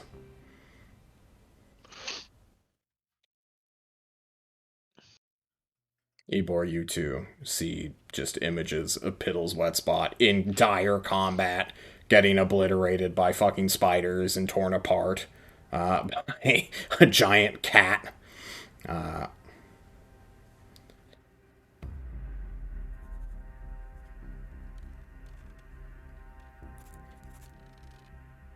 Let's go. push on.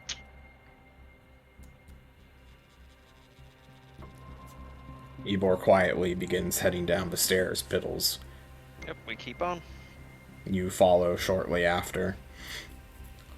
What is going through... Well, I guess it doesn't matter who. Let's do both of you, actually.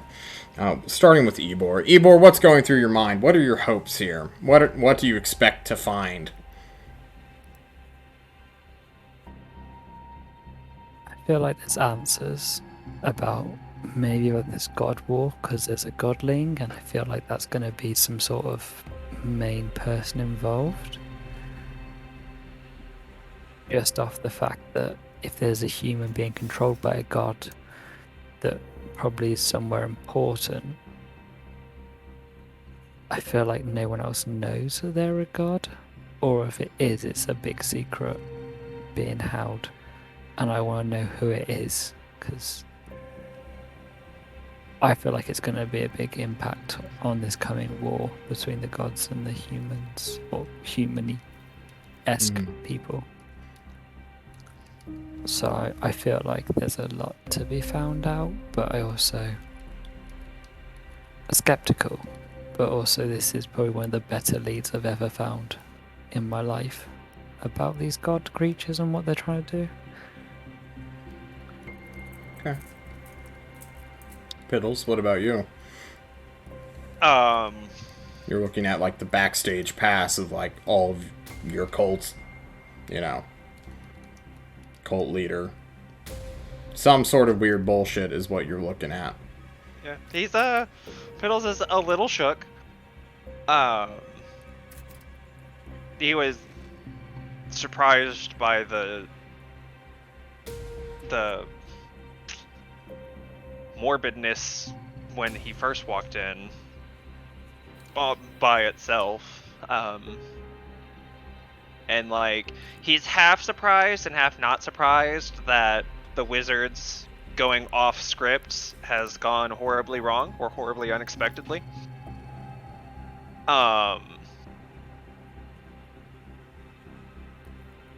And he's like, he's got a little ball of dread that's starting to build.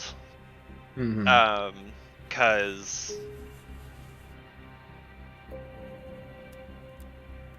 these are like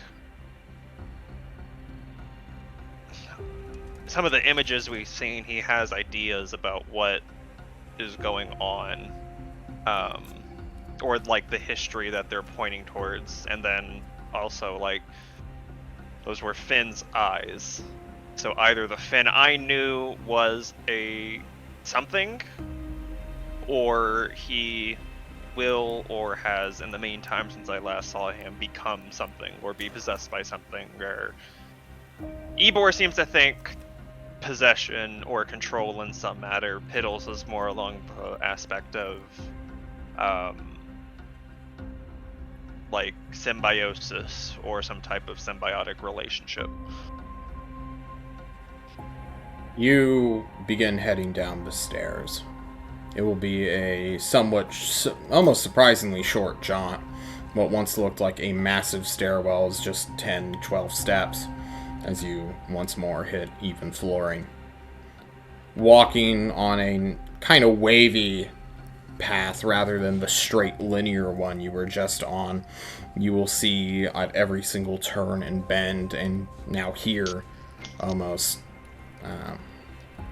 radiating out of the walls with your ears, dialogue, conversation, like a speech has been occurring. It will be faint and disjointed.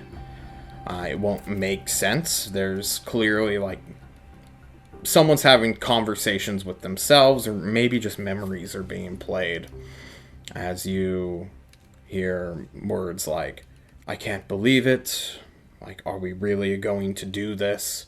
This is rebellion. It has to be done. We're going to kill him." And finally, the question that seems to just be on everyone's mind, every single one of these 5 distinct voices of, "Where's Leon?" It seems to be every third or fourth question that all of these voices have.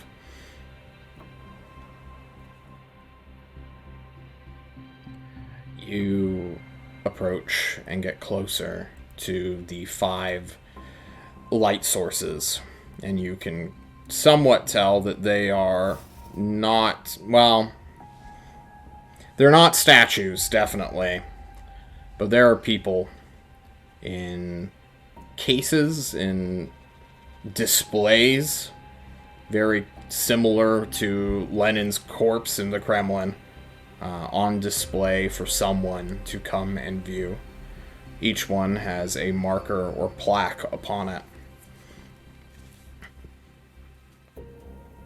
One is a very tall, buff-looking, dark-skinned man without hair, wearing a nice-looking, almost tribalistic shawl, but other than that, just a fancy suit.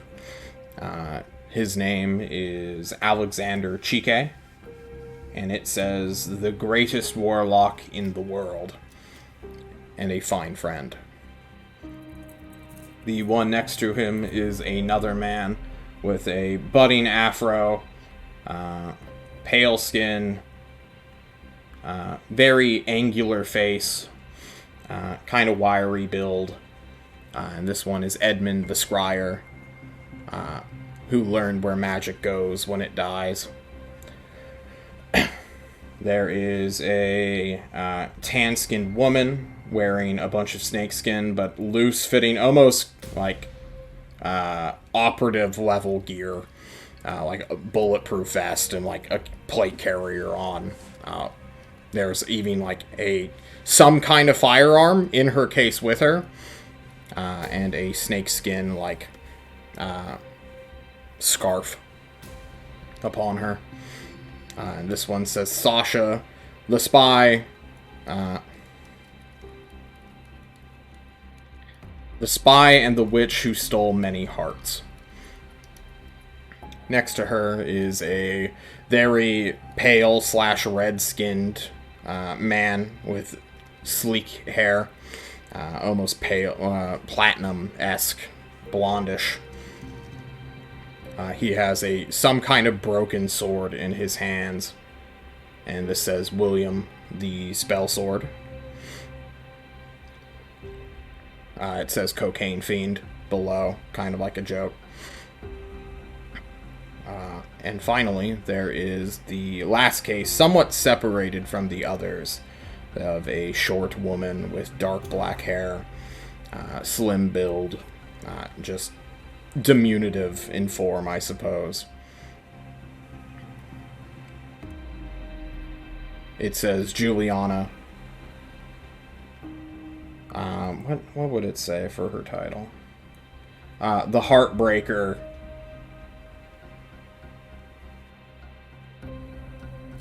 I suppose that'd be it. Just the Heartbreaker.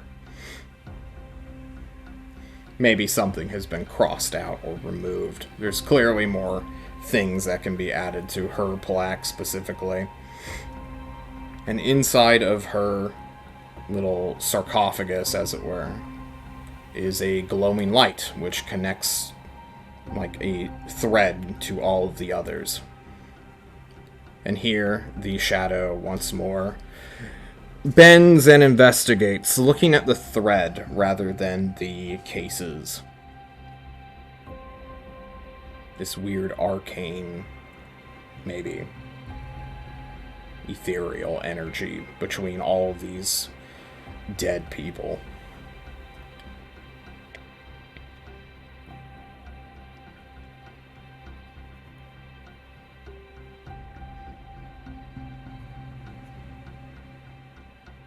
I'm just gonna watch and see what happens.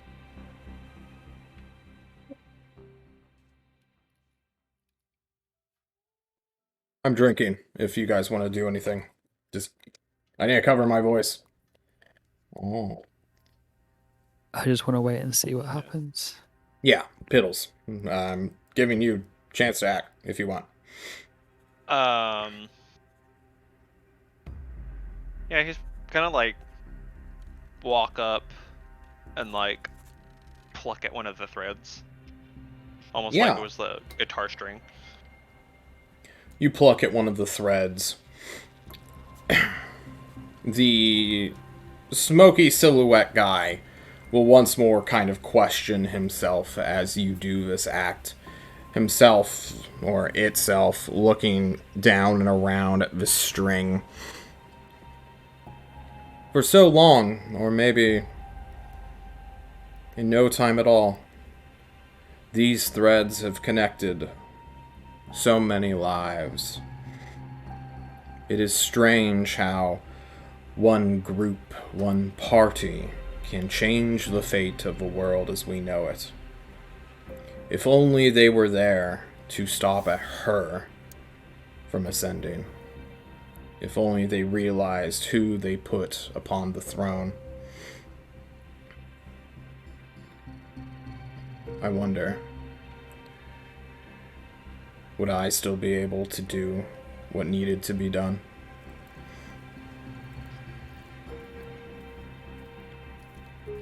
You pluck the string, and a cacophony of voices just drowns you out, as though you hear every single word these 5 people have ever said all at the same time. It blasts you with noise, and I need you to make me an intelligence saving throw.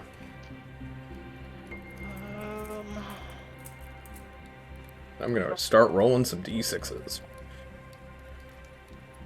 Fantastic. You're gonna suffer some psychic damage.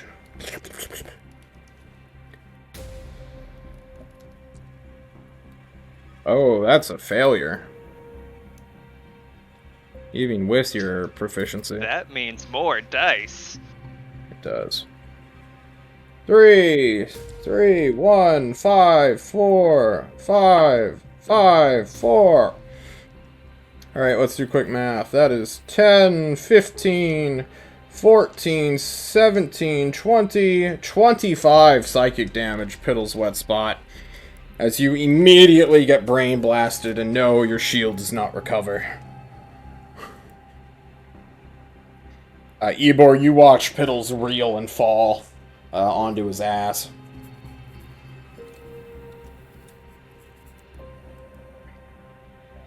Did I hear the voices or just him hearing them? Just him. Are you okay? You know, not the first time I've touched something I shouldn't have touched and gotten hurt for it. I'll reach out my hand to help him back up. No, thank You do so. It's a weird feeling as you do. His skin seems a little bit more leathery than it probably should. This is going to sound like a rude question. Is your skin normally leathery? Or is this since you touched that thing? He just looks so soft right now. Like he's all like this big, happy gnome.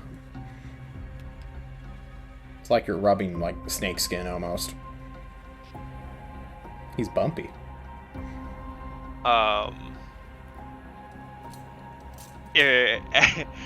After he asked this, Piddle's gonna be like, oh shit, not again. And he's gonna look at his right hand. You look at your right hand, and Ebor, behind Piddle's wet spot, you see the image of Piddle's wet spot with a wasp stinger coming out of his shoulder and acting like some weird fucking monstrous growth.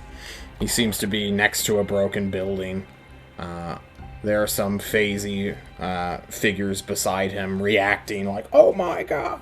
But no noise is produced. Piddles, you looked at your right hand. It seems fine, but you felt for a brief moment the strange,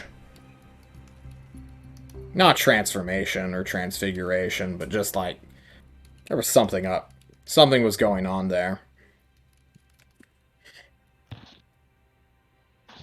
Well, hopefully that doesn't have permanent consequences. Probably doesn't. No, of course not. When is magic permanent?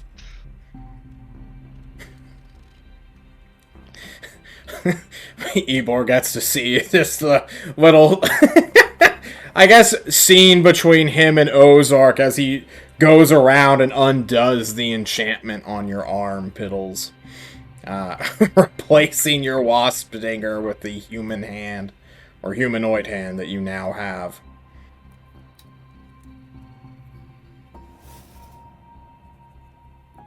So you knew Ozark? I mean, assuming he's still alive, I know Ozark, yeah. Yeah. He's a dick. He is a dick. Does he magic missile everybody?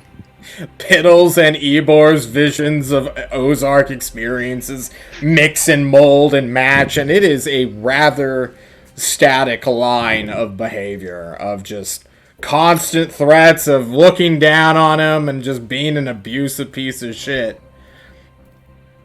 And although it's not like so nostalgic or something you're happy to see, the clarity that comes from his image is rather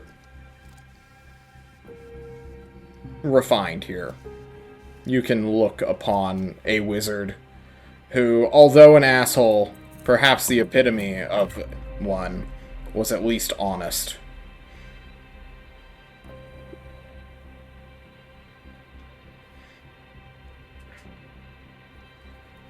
Was this the end of the hallway or downward slope, or is there more?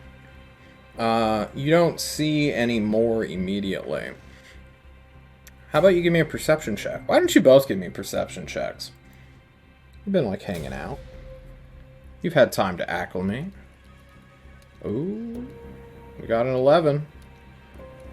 God, how many blind wizards do I know? Alright. So, Piddles, you will see a little ways beyond. There is a pedestal. You know it to be one similar to the one that you enter whenever you come into or teleport to this tower. Or the tower, I should say. Who knows where it leads, though. The figure, the silhouette, as though noticing it for the first time, will begin to meander towards it as well.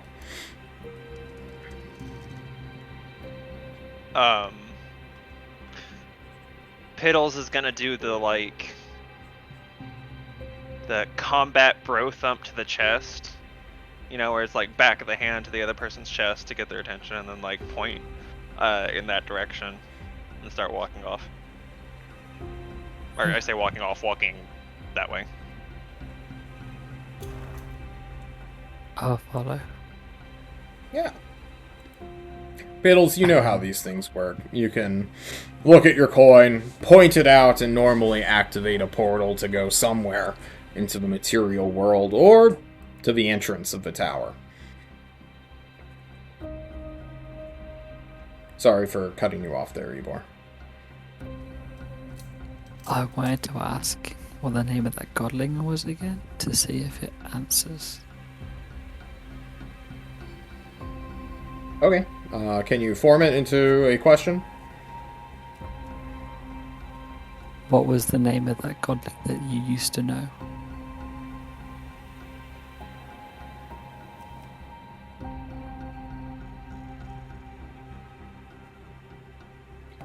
The silence radiates around you for a moment. The figure turns and looks upon you. There is a terrible attention that you feel you have brought upon yourself once again, Ebor. You have felt this way before whenever you had angered Spider Ozark or one of the Ozarks who, you pester like, hey, when can I get that fucking conjuration? Can I enter the blah blah blah? And then Ozark just looks down upon you. There's a very similar feeling of just a tension of something different than you, I suppose.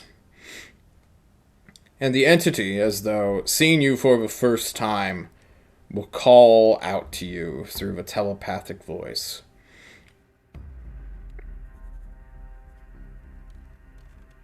My.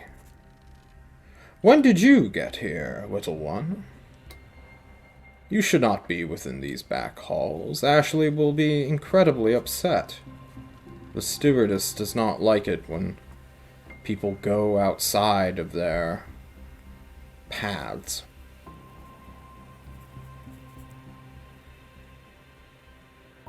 Why is it you wish to know? I suppose you heard my ramblings. I saw that there was a godling inside the history of human bad things that they've done. So I was trying to work out why a godling would be in there, but I presumed that a human that is also connected to like a god or some sort of connection there. I just wanted to know more. Maybe I could ask them myself or get some more answers.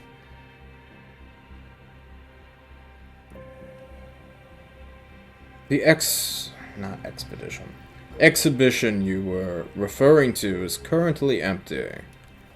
It is the stewardess's ambition to capture one. Ah, Any one or a specific one?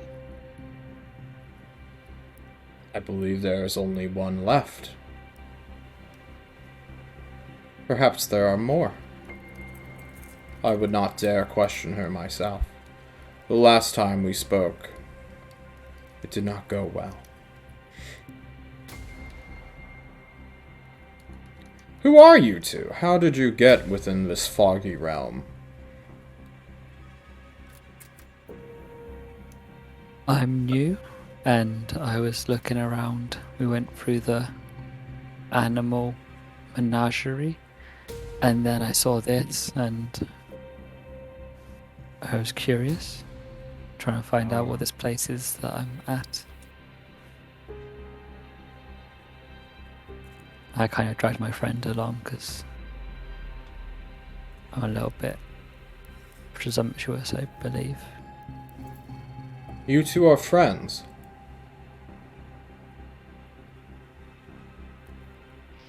I didn't know creatures like you could have that.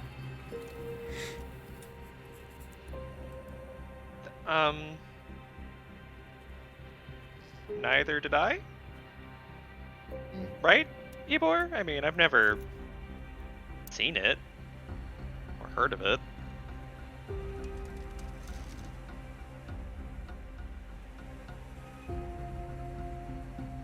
You've never seen or heard of? Between wizards. Oh. I never really thought about it.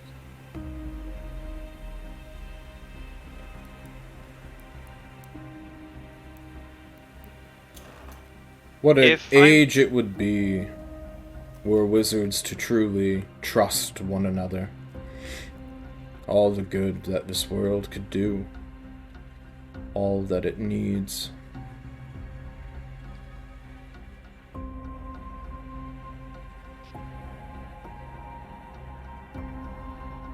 If I may, what or who are you? I suppose I have many names. I was once called the Shade, the Shadow, the Ghost. I liked to consider myself a scholar, a searcher of truths. One who searched for empathy when there is only hostility. Understanding when ignorance was bliss. I suppose that was no longer an option, now that I am here. Ugh. And what brought you here? A string of actions, not of my own volition. I was caught, in a way, attracted by the stories and tales that originate and shift through here. This place you see must be shining in gold, and you look at the black void surrounding you. The darkness just all around, and then it like gestures towards, and you turn with smoky finger leading back to once 5 capsuled humans were, connected by a gold string, now just gone, just absorbed by the darkness and the void.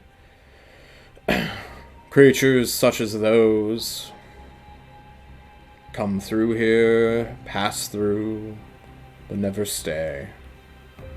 Much like you.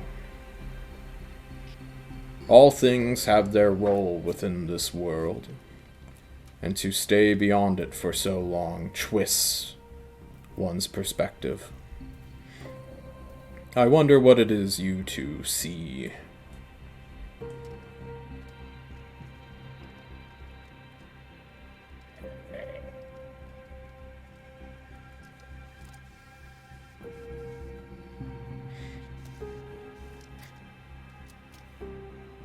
Would you like to know? Yes, but I fear I never will. I'm sure one day, like those we have seen and watched, you too will either be trapped here, your words and writings recorded, or worse.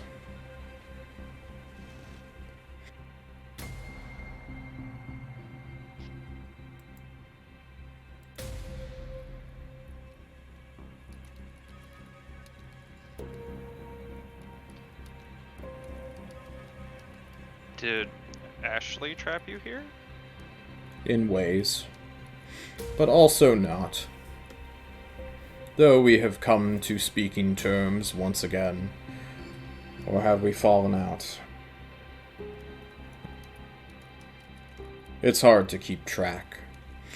She is, I believe the term, a psychopath. I mean, yeah, that seems fitting. I repeat words. I do not truly care for the intentions of those that say them.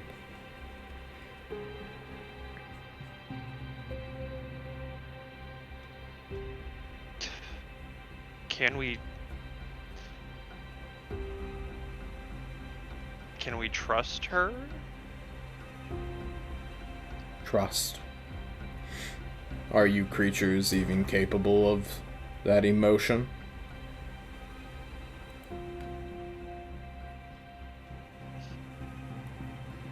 I don't know. I trust my friends.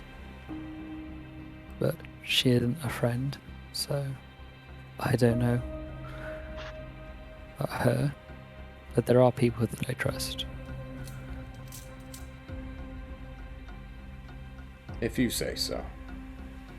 We will see if your actions are recorded as such, when eventually your story ends up here as well.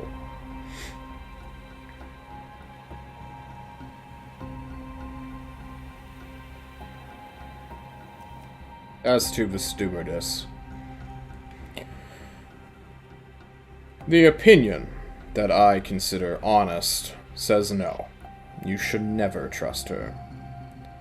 But from the many voices who benefit off of her deeds and position, the answer is yes. Intent is a terrible thing. And from one's position, trust can be given or ripped away just as soon as it is, well, generated, I suppose.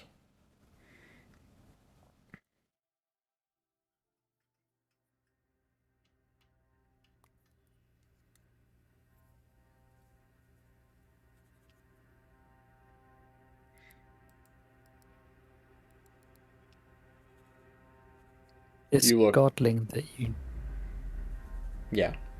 Go on. You said that you knew a godling. Are, are they involved with what I've heard people call the God War? I am unsure. I know not. That story has yet to be recorded here. Perhaps they are. Could you tell me their name? Because maybe I could speak to them to try and find out more myself. Because I, like you, were trying to find out more about things.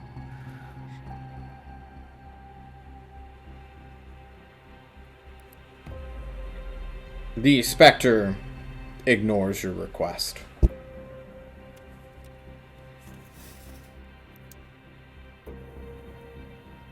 Should I say it? What you seek so much, it will draw the ire of one so close. And one, this entity shifts heavily to one side towards Piddles. One of you will lose your little sanctuary here.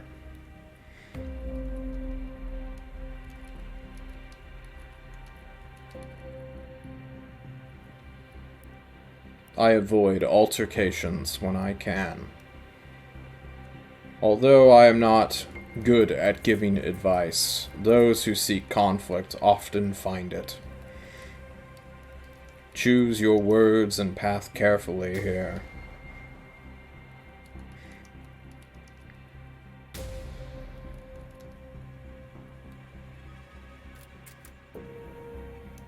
I'll try.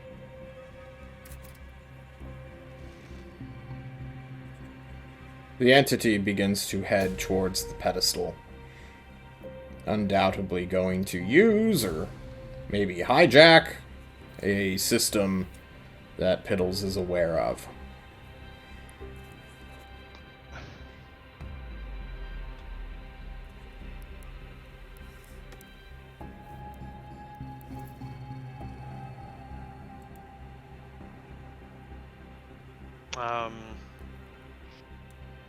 I think Piddles is just gonna call out as he walks away.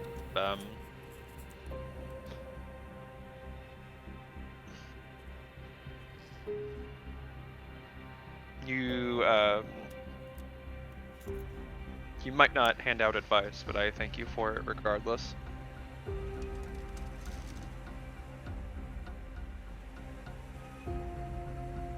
You give your gratitude to this entity. It pauses for a moment as it floats or begins to levitate a little in front of the pedestal to reach the top's elevation. Commenting once more, almost to itself, as if it's lost its sense of what it was doing or what it was saying, the lucidity, maybe, of which it had just been acting with. And it questions, I wonder when the last time I was thanked was. Before the end? Or after? And kind of in like a weird anti-light rift, the vision, the apparition vanishes, leaving you two in the dark with a strange plume of blues and reds. Why don't you guys just... The final perception check. I'm feeling it. I'm feeling another natural 20 in one of you guys. This time. It has to be this time, right, Eric? Uh-oh.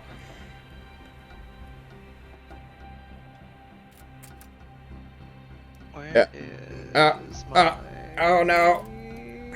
perception? No, okay. Wait, that was Nav. It's still a natural 17. What's your perception? 21? Or +4? Piddles had a +4. So that would be 21. 21. Piddles, you see... what do you see?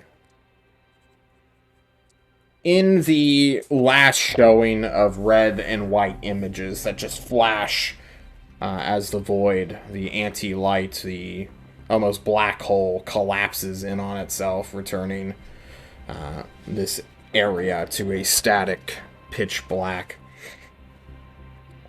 One image in true clarity of what appears to be some sort of sundering. The world flashing in this weird white and black, almost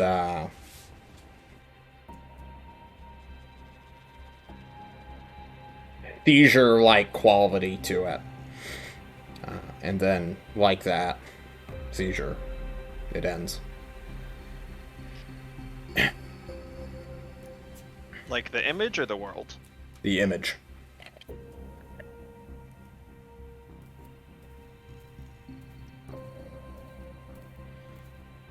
It's a very weird and, like, off-putting thing that your brain just kind of, like, focused on. It's like, huh. The fuck was that? The world's gonna have a seizure.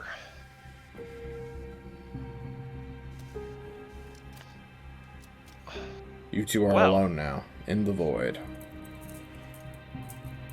That was odd. Yeah.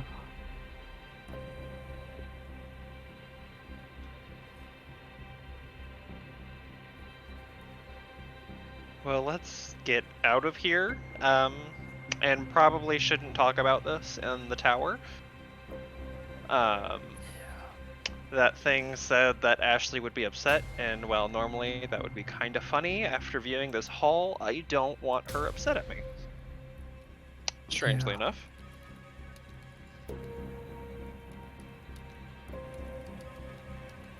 And Fiddles is gonna gesture Ibor to follow him, and he's gonna go back the way they had come.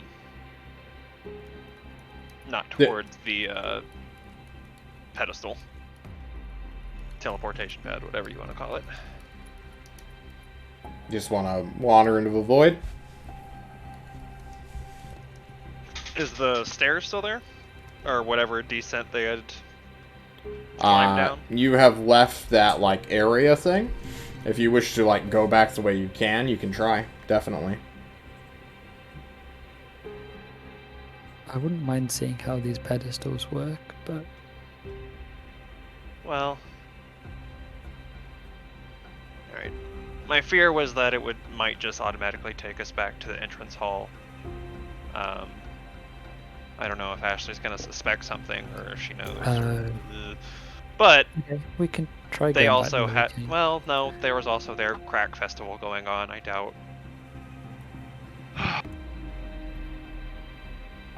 Do I know if I can like lead Ibor somewhere?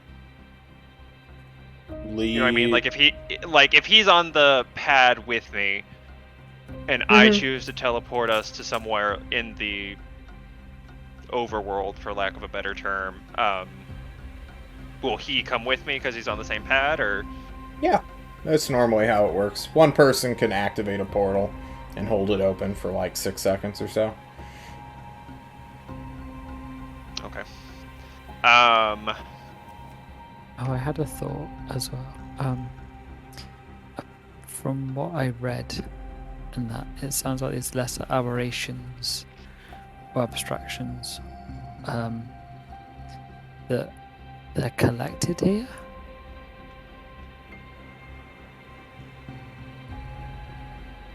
Is that something you know about? Afraid not. You just saw them! I was about to say, yes, if I had to guess, they would be back in the Beast sorry. Menagerie. Ah.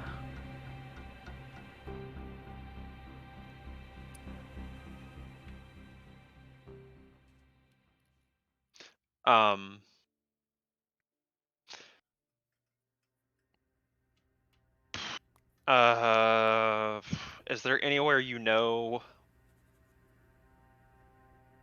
well that you could take us to? I think it might be less suspicious if we teleported back to the world and then come back into the tower. Okay. I can even have the excuse of showing you how the coins work, and it won't even be a lie. Yeah.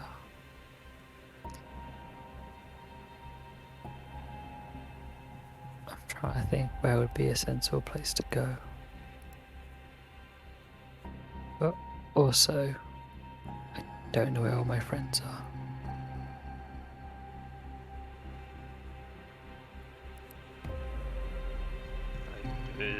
I can't help you there. I don't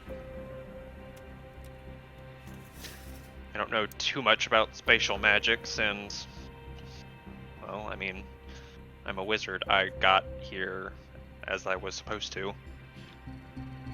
I mean, could this teleport us to them? Or is it has to be back to the world, not somewhere else in the tower?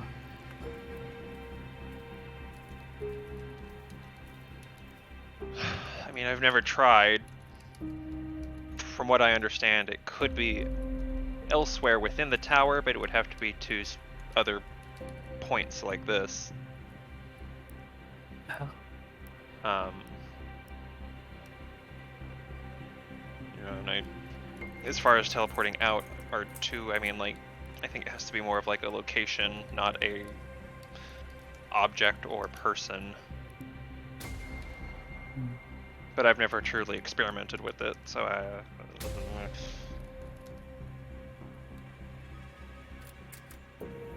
just feel bad leaving them here. Well, we're coming right back.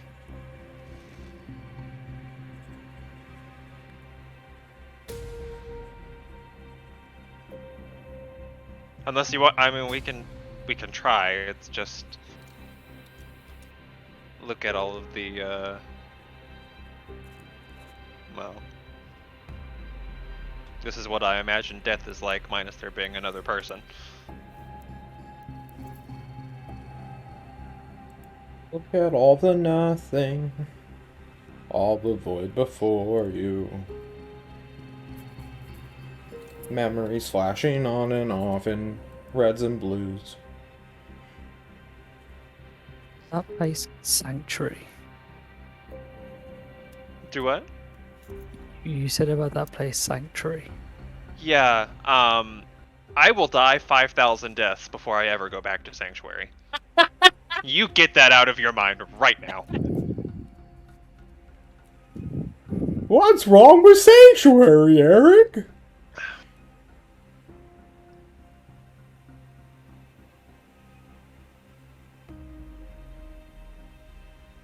I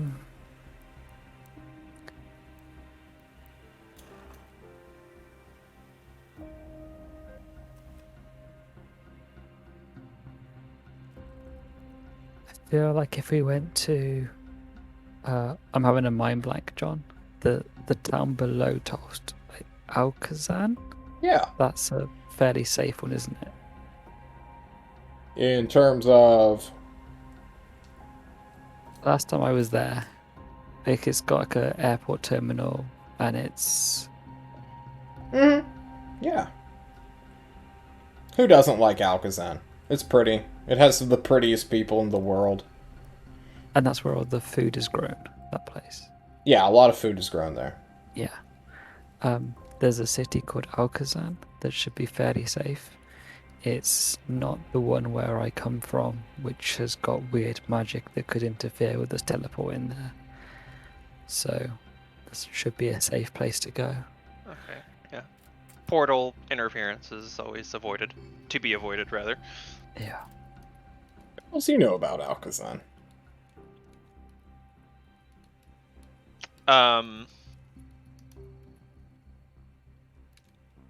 So, what would Piddles know about how, like, the portals actually open? Is it, like, just picture a place and Yeah. a rip in space appears? It's an abstract, arcane bullshit thing. It's not like, I need this X and Y and Z coordinate. It's like, alright, come on, do the thing. Take me to X. And then the portal usually does.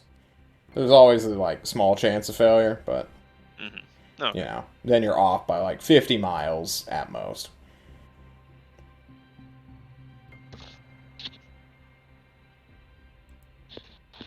Alright, so just...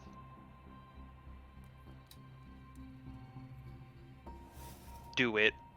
He'll explain how to, like, activate the portal and just Yeah. try to think, like, safe place in Alcazan. Cool. Can one of you Preferably give alone. me a D100? For how fucked are we? Yep. I got it. I would hold out my hand so that we're actually holding hands when we do it. Okay. Piddles is gonna awkwardly be like... And he's just gonna, like, touch the center meat of your hand. Oh, the gnomes are holding hands. You call out for a safe place in or near Alcazan.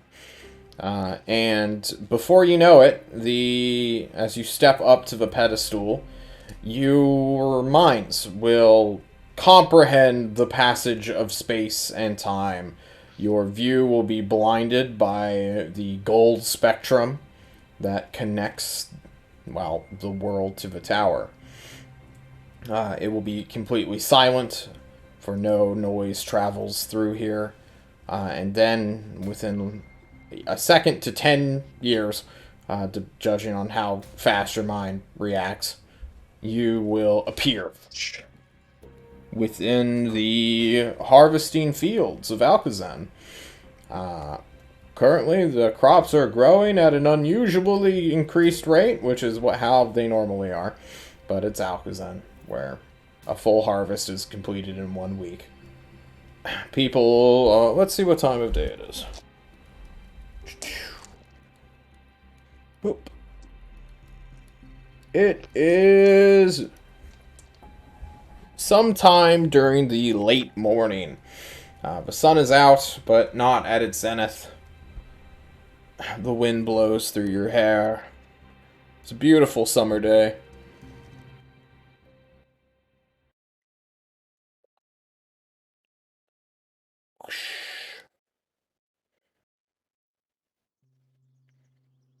You're in the material world.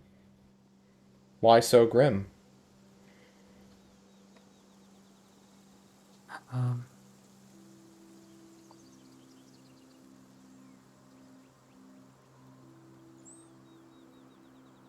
Well, that was something. that was. Birds chirp. Some farmers like waving at you guys in the distance.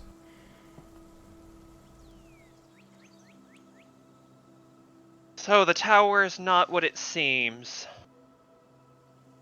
That is hardly surprising, and yet I managed to be disappointed yet again.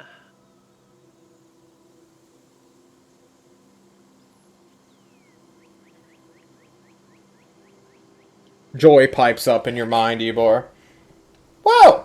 We've returned! I can see now! Yeah. We're back on solid ground. I'll turn to Piddles. Would you like me to show you around for a couple of minutes, or are we headed straight back? Do you have any idea what we should do? Because I don't know. I feel like I've just left my friends somewhere, and I feel incredibly guilty.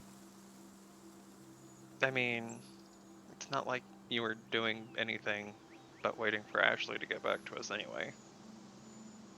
Yeah. Because it's not like you have any idea of where your friends are, or what to do if you knew where they were. But, yes, we can go back immediately. Just, remember, let's not talk about that place. Not there, at least. So,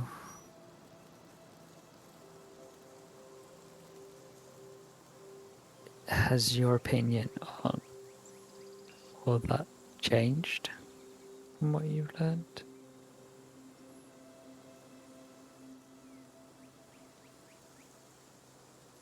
I don't know. I don't think so, but the kernels might be there. Is Just because there's something else going on doesn't necessarily mean that what is going on the surface is not right or negated. And it's still good work to be done regardless. And to be quite frank, in my utilitarian self, I need it. So, does it matter if anything has changed?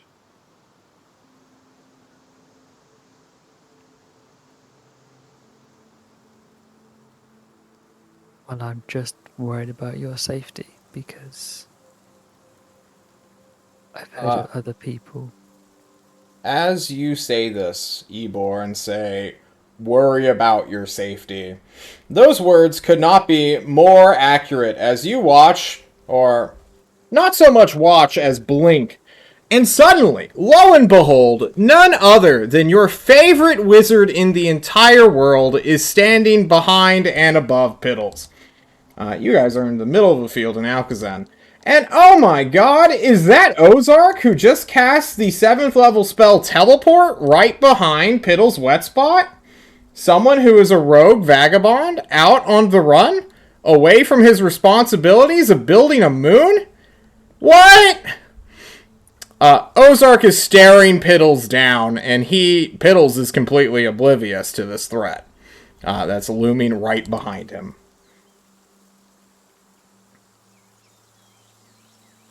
Shade pops up in your periphery and says, you may want to Misty Step back 30 feet.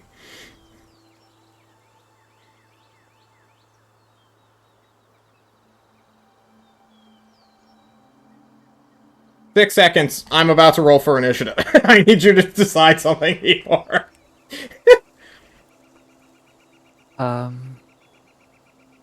So Oh no! Where? I know, my camera. Uh-oh. So there's me, Piddle, and then Ozark right behind him.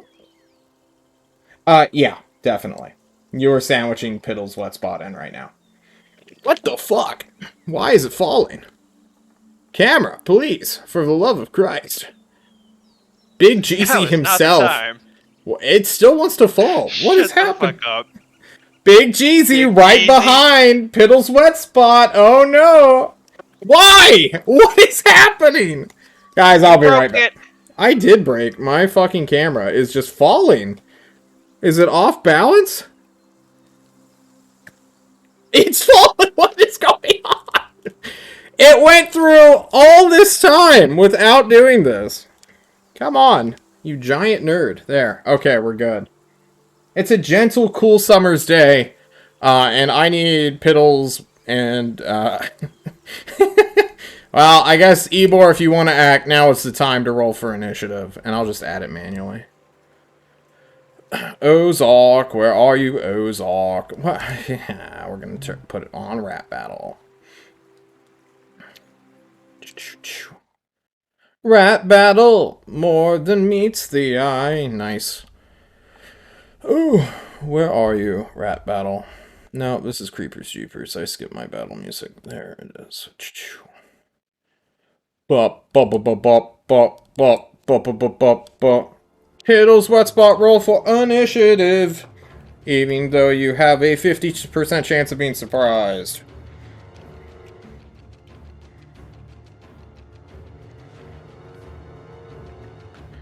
We got an 18 from Piddles. That is probably your best initiative roll as this wizard. Fucking facts. Oh no. Oh no, indeed. It's finally time to finally do a final wizard battle.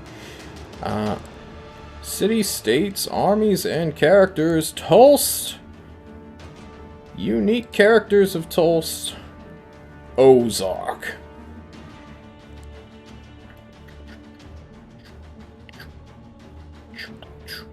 Boom. Oh no, Ozark rolled an 8. It's a good thing you're surprised.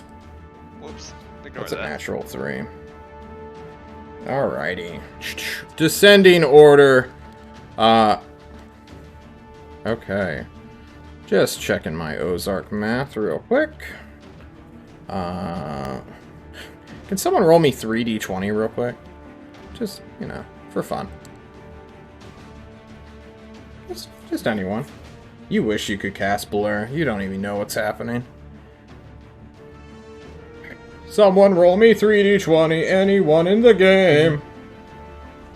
Thank you. Oh, I love the natural 20. Thank you so much.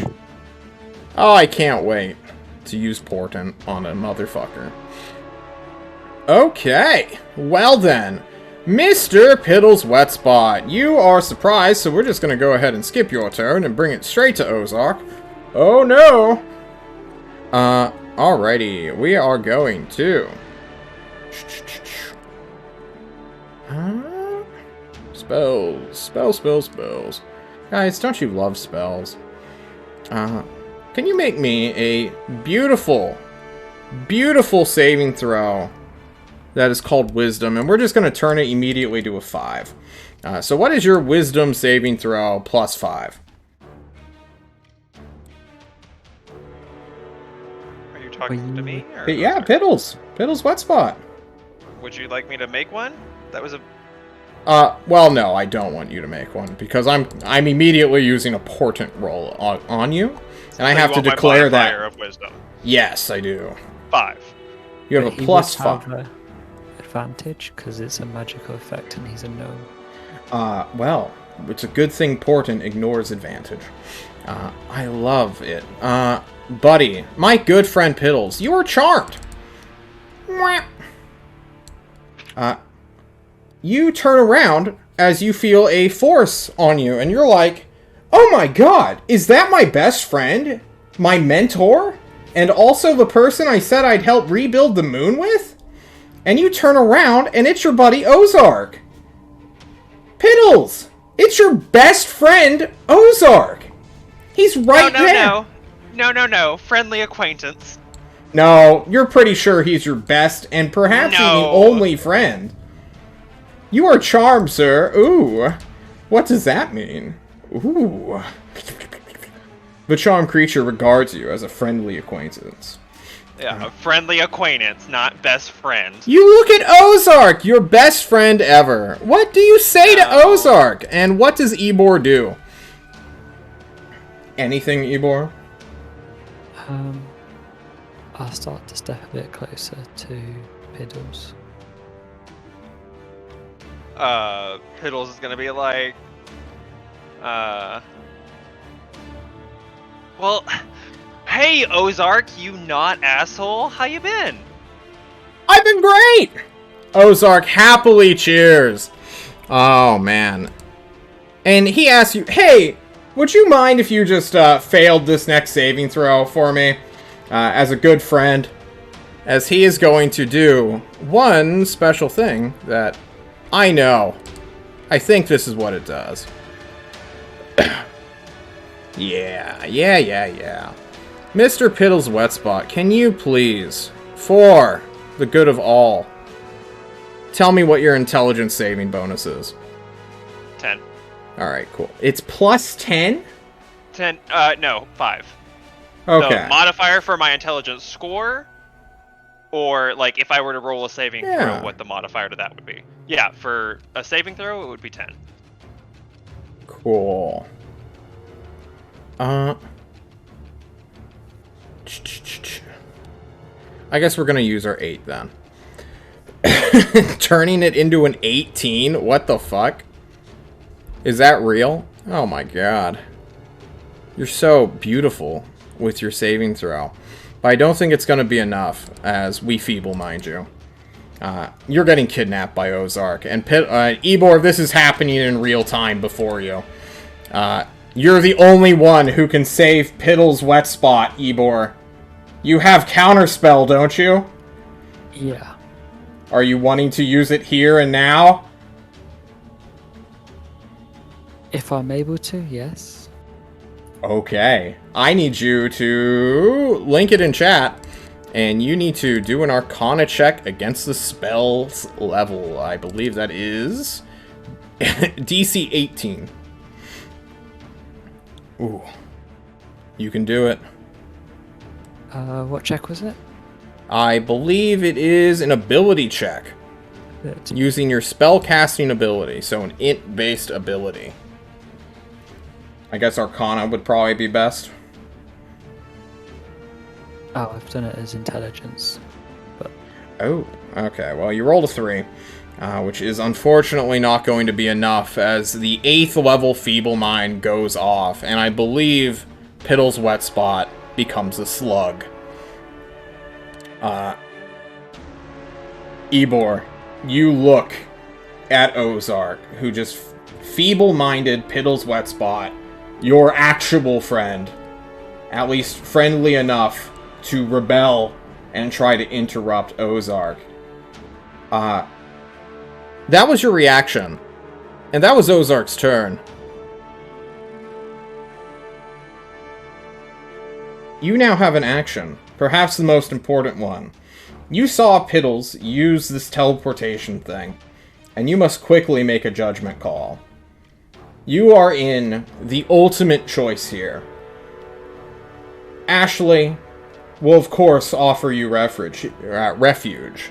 She gave you more or less the whole layabout, her super magical fortress.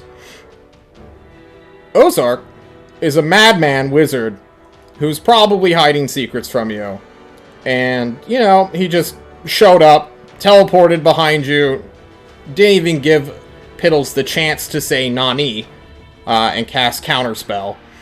And, now you just tried to counterspell Ozark.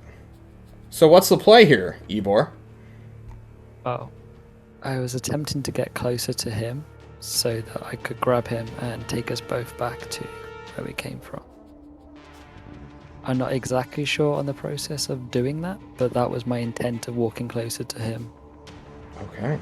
So hopefully I'm close enough. That You were already 5 feet away from him. You guys weren't, like, spread out at all.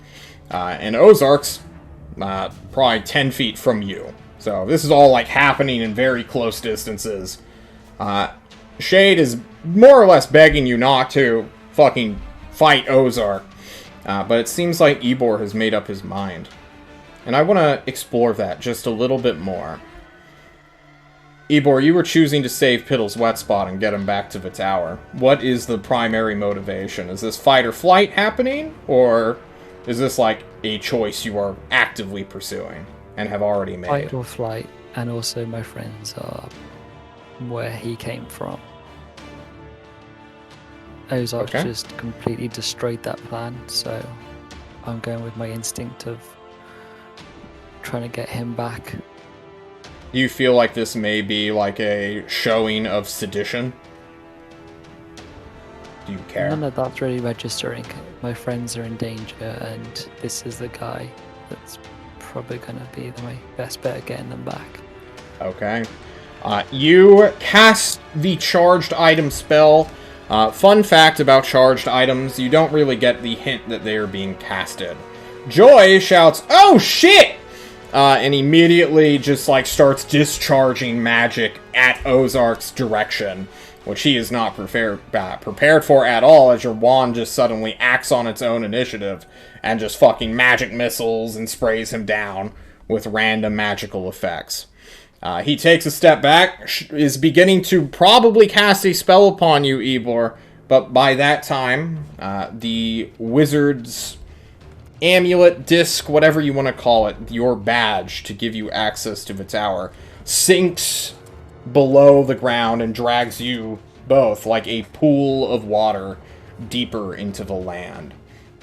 Immediately, you're back within the tunnel. You see the distant realm of the sky, Ozark standing above you, undoubtedly trying to cast some sort of charm or what have you upon your body.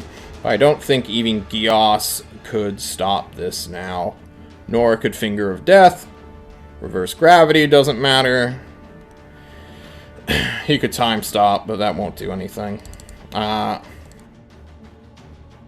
Go ahead and make me a quick saving throw, and we're just gonna see something funny happen. A wisdom save, please. You can have advantage. This is a spell. Okay, cool. 22, you will resist Ozark's, or at least an Ozark simulacrum spell effect upon you. He was trying to turn you into a potted plant, but true polymorph, right? What's a 9th level spell between wizards? And you are gone from the material world. You fall into the heavy chamber where you hear klaxons immediately going off. Piddles is unconscious in your arms as you both fall down.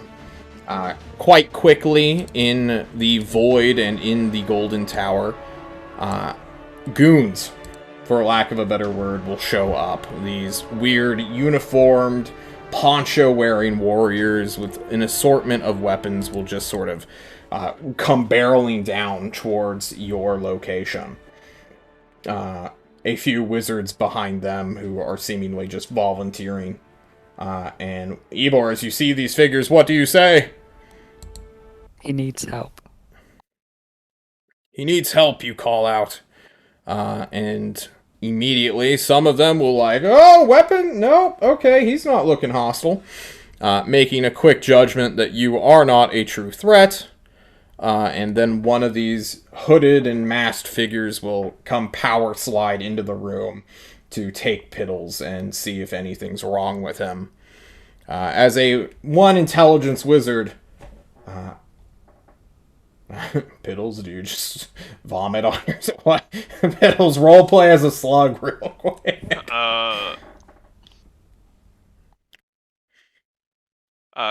He's just gonna be like, dum dum dum. Okay. Dum, dum. Piddles is in his own little world right now. And as he's swooped up and taken probably towards Ashley, Ivor, you stand up alone, having dusted yourself off, and now processing the actions you have made.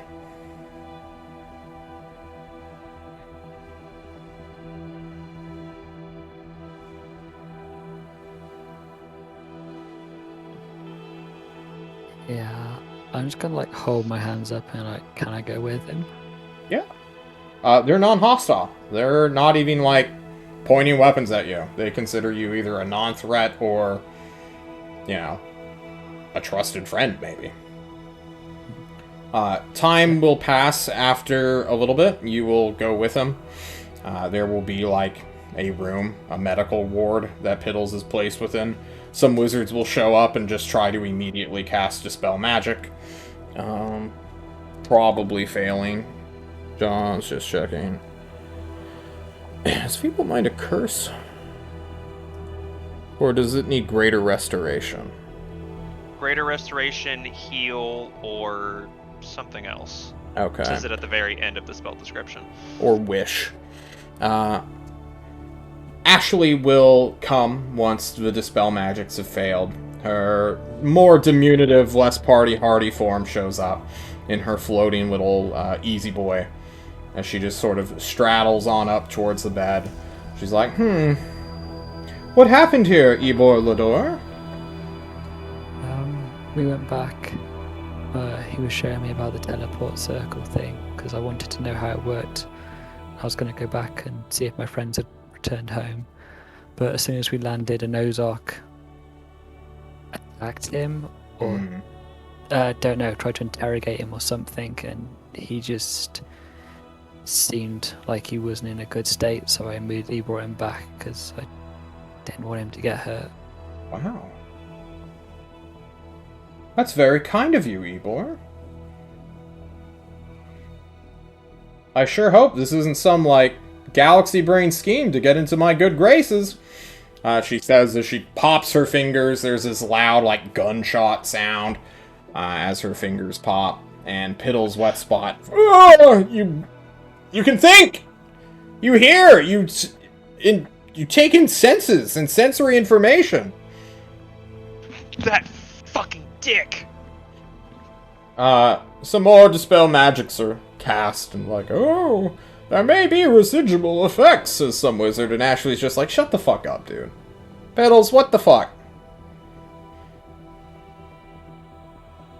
Fucking Ozark that. Oh, God. Yeah, but after almost a year, now your cover's blown? Now he knows you're out here and going into the field and hiding from him. He doesn't know where here is, does he? Well, he can't get here no matter what. I'm surprised. Well, I'll be surprised if he truly knows, you know, the tower. And isn't that just a delightful little thought? That he knows something but can't get to it. She laughs. Fucking liches, they think they rule the world. Ebor! Thank you. You perhaps saved Piddles Wetspot's life, or at least guaranteed his freedom.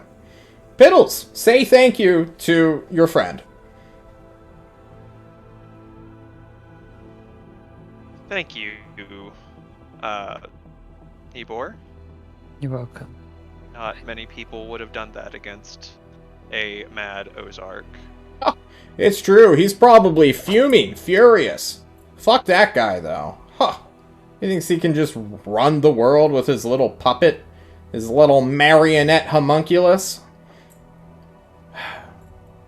It's a good thing we managed to get so many of you outside of his influence. Ashley looks to you, Ebor. I hope this was a wake-up call for what you're truly dealing with. We may have initiated the catch and release program for wizards, but Ozark truly wants them. Yeah.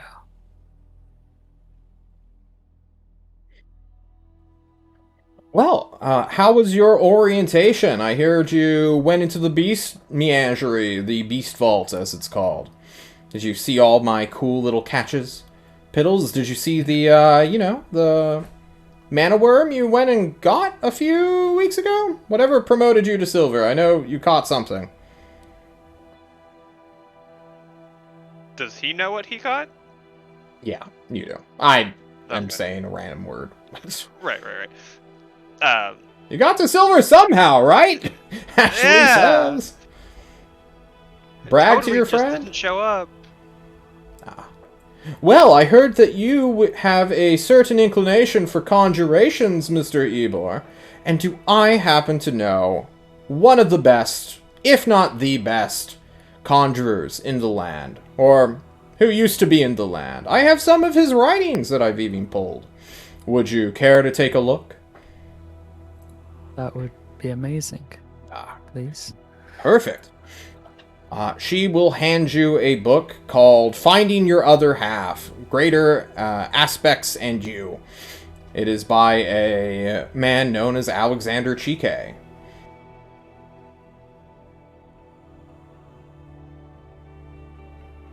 Fiddles, you can read the title too. Do neurons fire?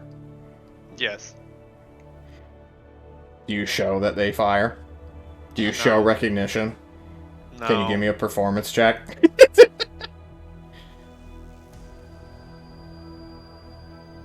Performance? Yeah. Easy peasy. Easy peasy. You register the name, immediately think back to the tanks of gold light, or the caskets, I should say, and keep your fucking poker face on. Ashley smiles brightly at you both, and says, well, maybe you should lay low for a little bit, Ebor. Ozark can't get you here, that I promise. We haven't had a break-in since the ferry. Can you believe that guy? You probably don't know what I'm talking about. No. It's all good. Well then, I'll leave you to it. I'm sure you have wizardly things. We're still looking for your friends. When they show up, I promise, will get you to them as quick as we can. Thank you. You're welcome. She does not touch you at all, but she clearly goes to, like, do the, oh, we're not at that level of relationship yet, but maybe one day, and will float on out of the room. some of the wizards, including your father, will kind of like give you a scattered applause of like, man, you stood up to Ozark. And like your father will be like, my boy just challenged the Lich Wizard. Oh my goodness, I could not be more proud. And he will go for an awkward hug if you're into that. Yeah. Does he pass by Piddles' bed as he does that? Totally. Piddles is gonna kick him in the side. Oh! And then he, like, leans in for a side hug on Ebor. As Ebor's, why are you kicking me, Piddles? Quit being a bitch. Head is, like, over his dad's shoulder. Piddles is just gonna shake his head at Ebor. Mouth, don't believe it. I give that little nod of, yeah. The Piddles, just so he knows I got the message. Your father slaps you on the back and is like, my son! Oh my goodness, did you counterspell? Did it go off? What happened?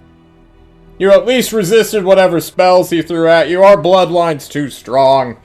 Oh, this is such a wonderful day.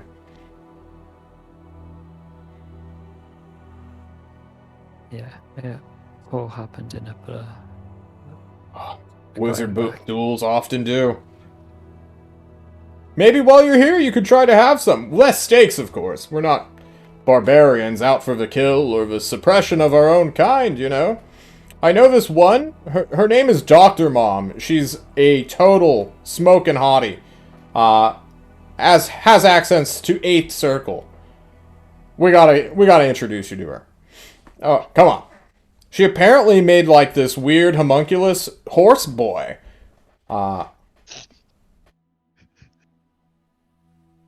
Transmutation? Anyone? No? Alright. No transmuters in the house. What?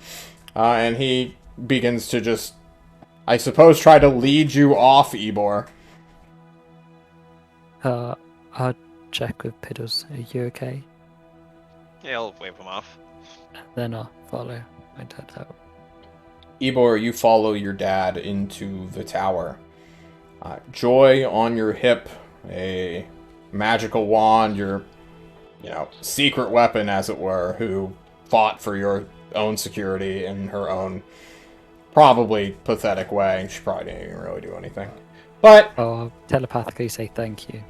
I can't see, Joy remarks. And Piddles, as you, collapse, thinking about what a tough situation you've just found yourself in, knowing secrets about Ashley, knowing that Ozark's out to get you. Where does Piddles see himself going from here?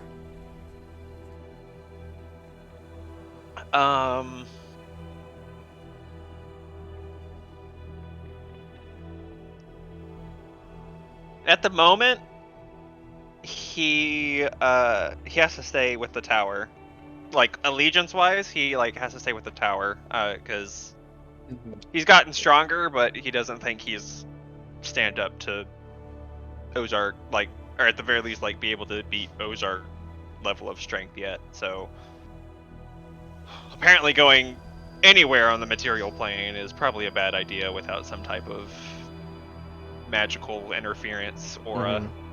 Well, you've been to the material plane before and he never found you. What was different this time? I was with Ebor this time.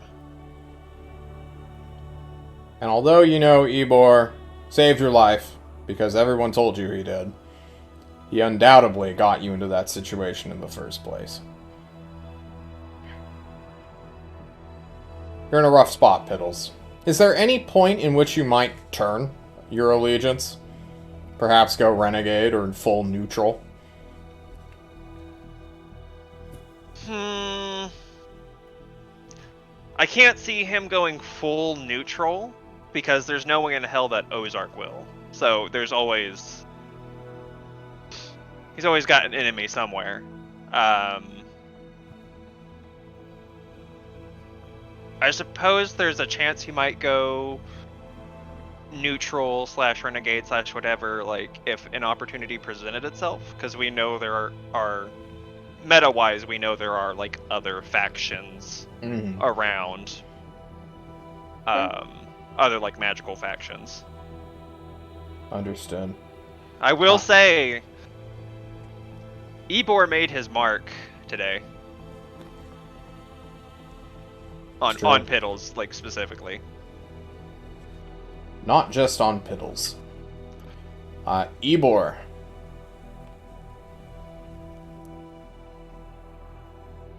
You have done something incredibly brave, incredibly silly, and also you now have knowledge that will worm its way back to your team somehow.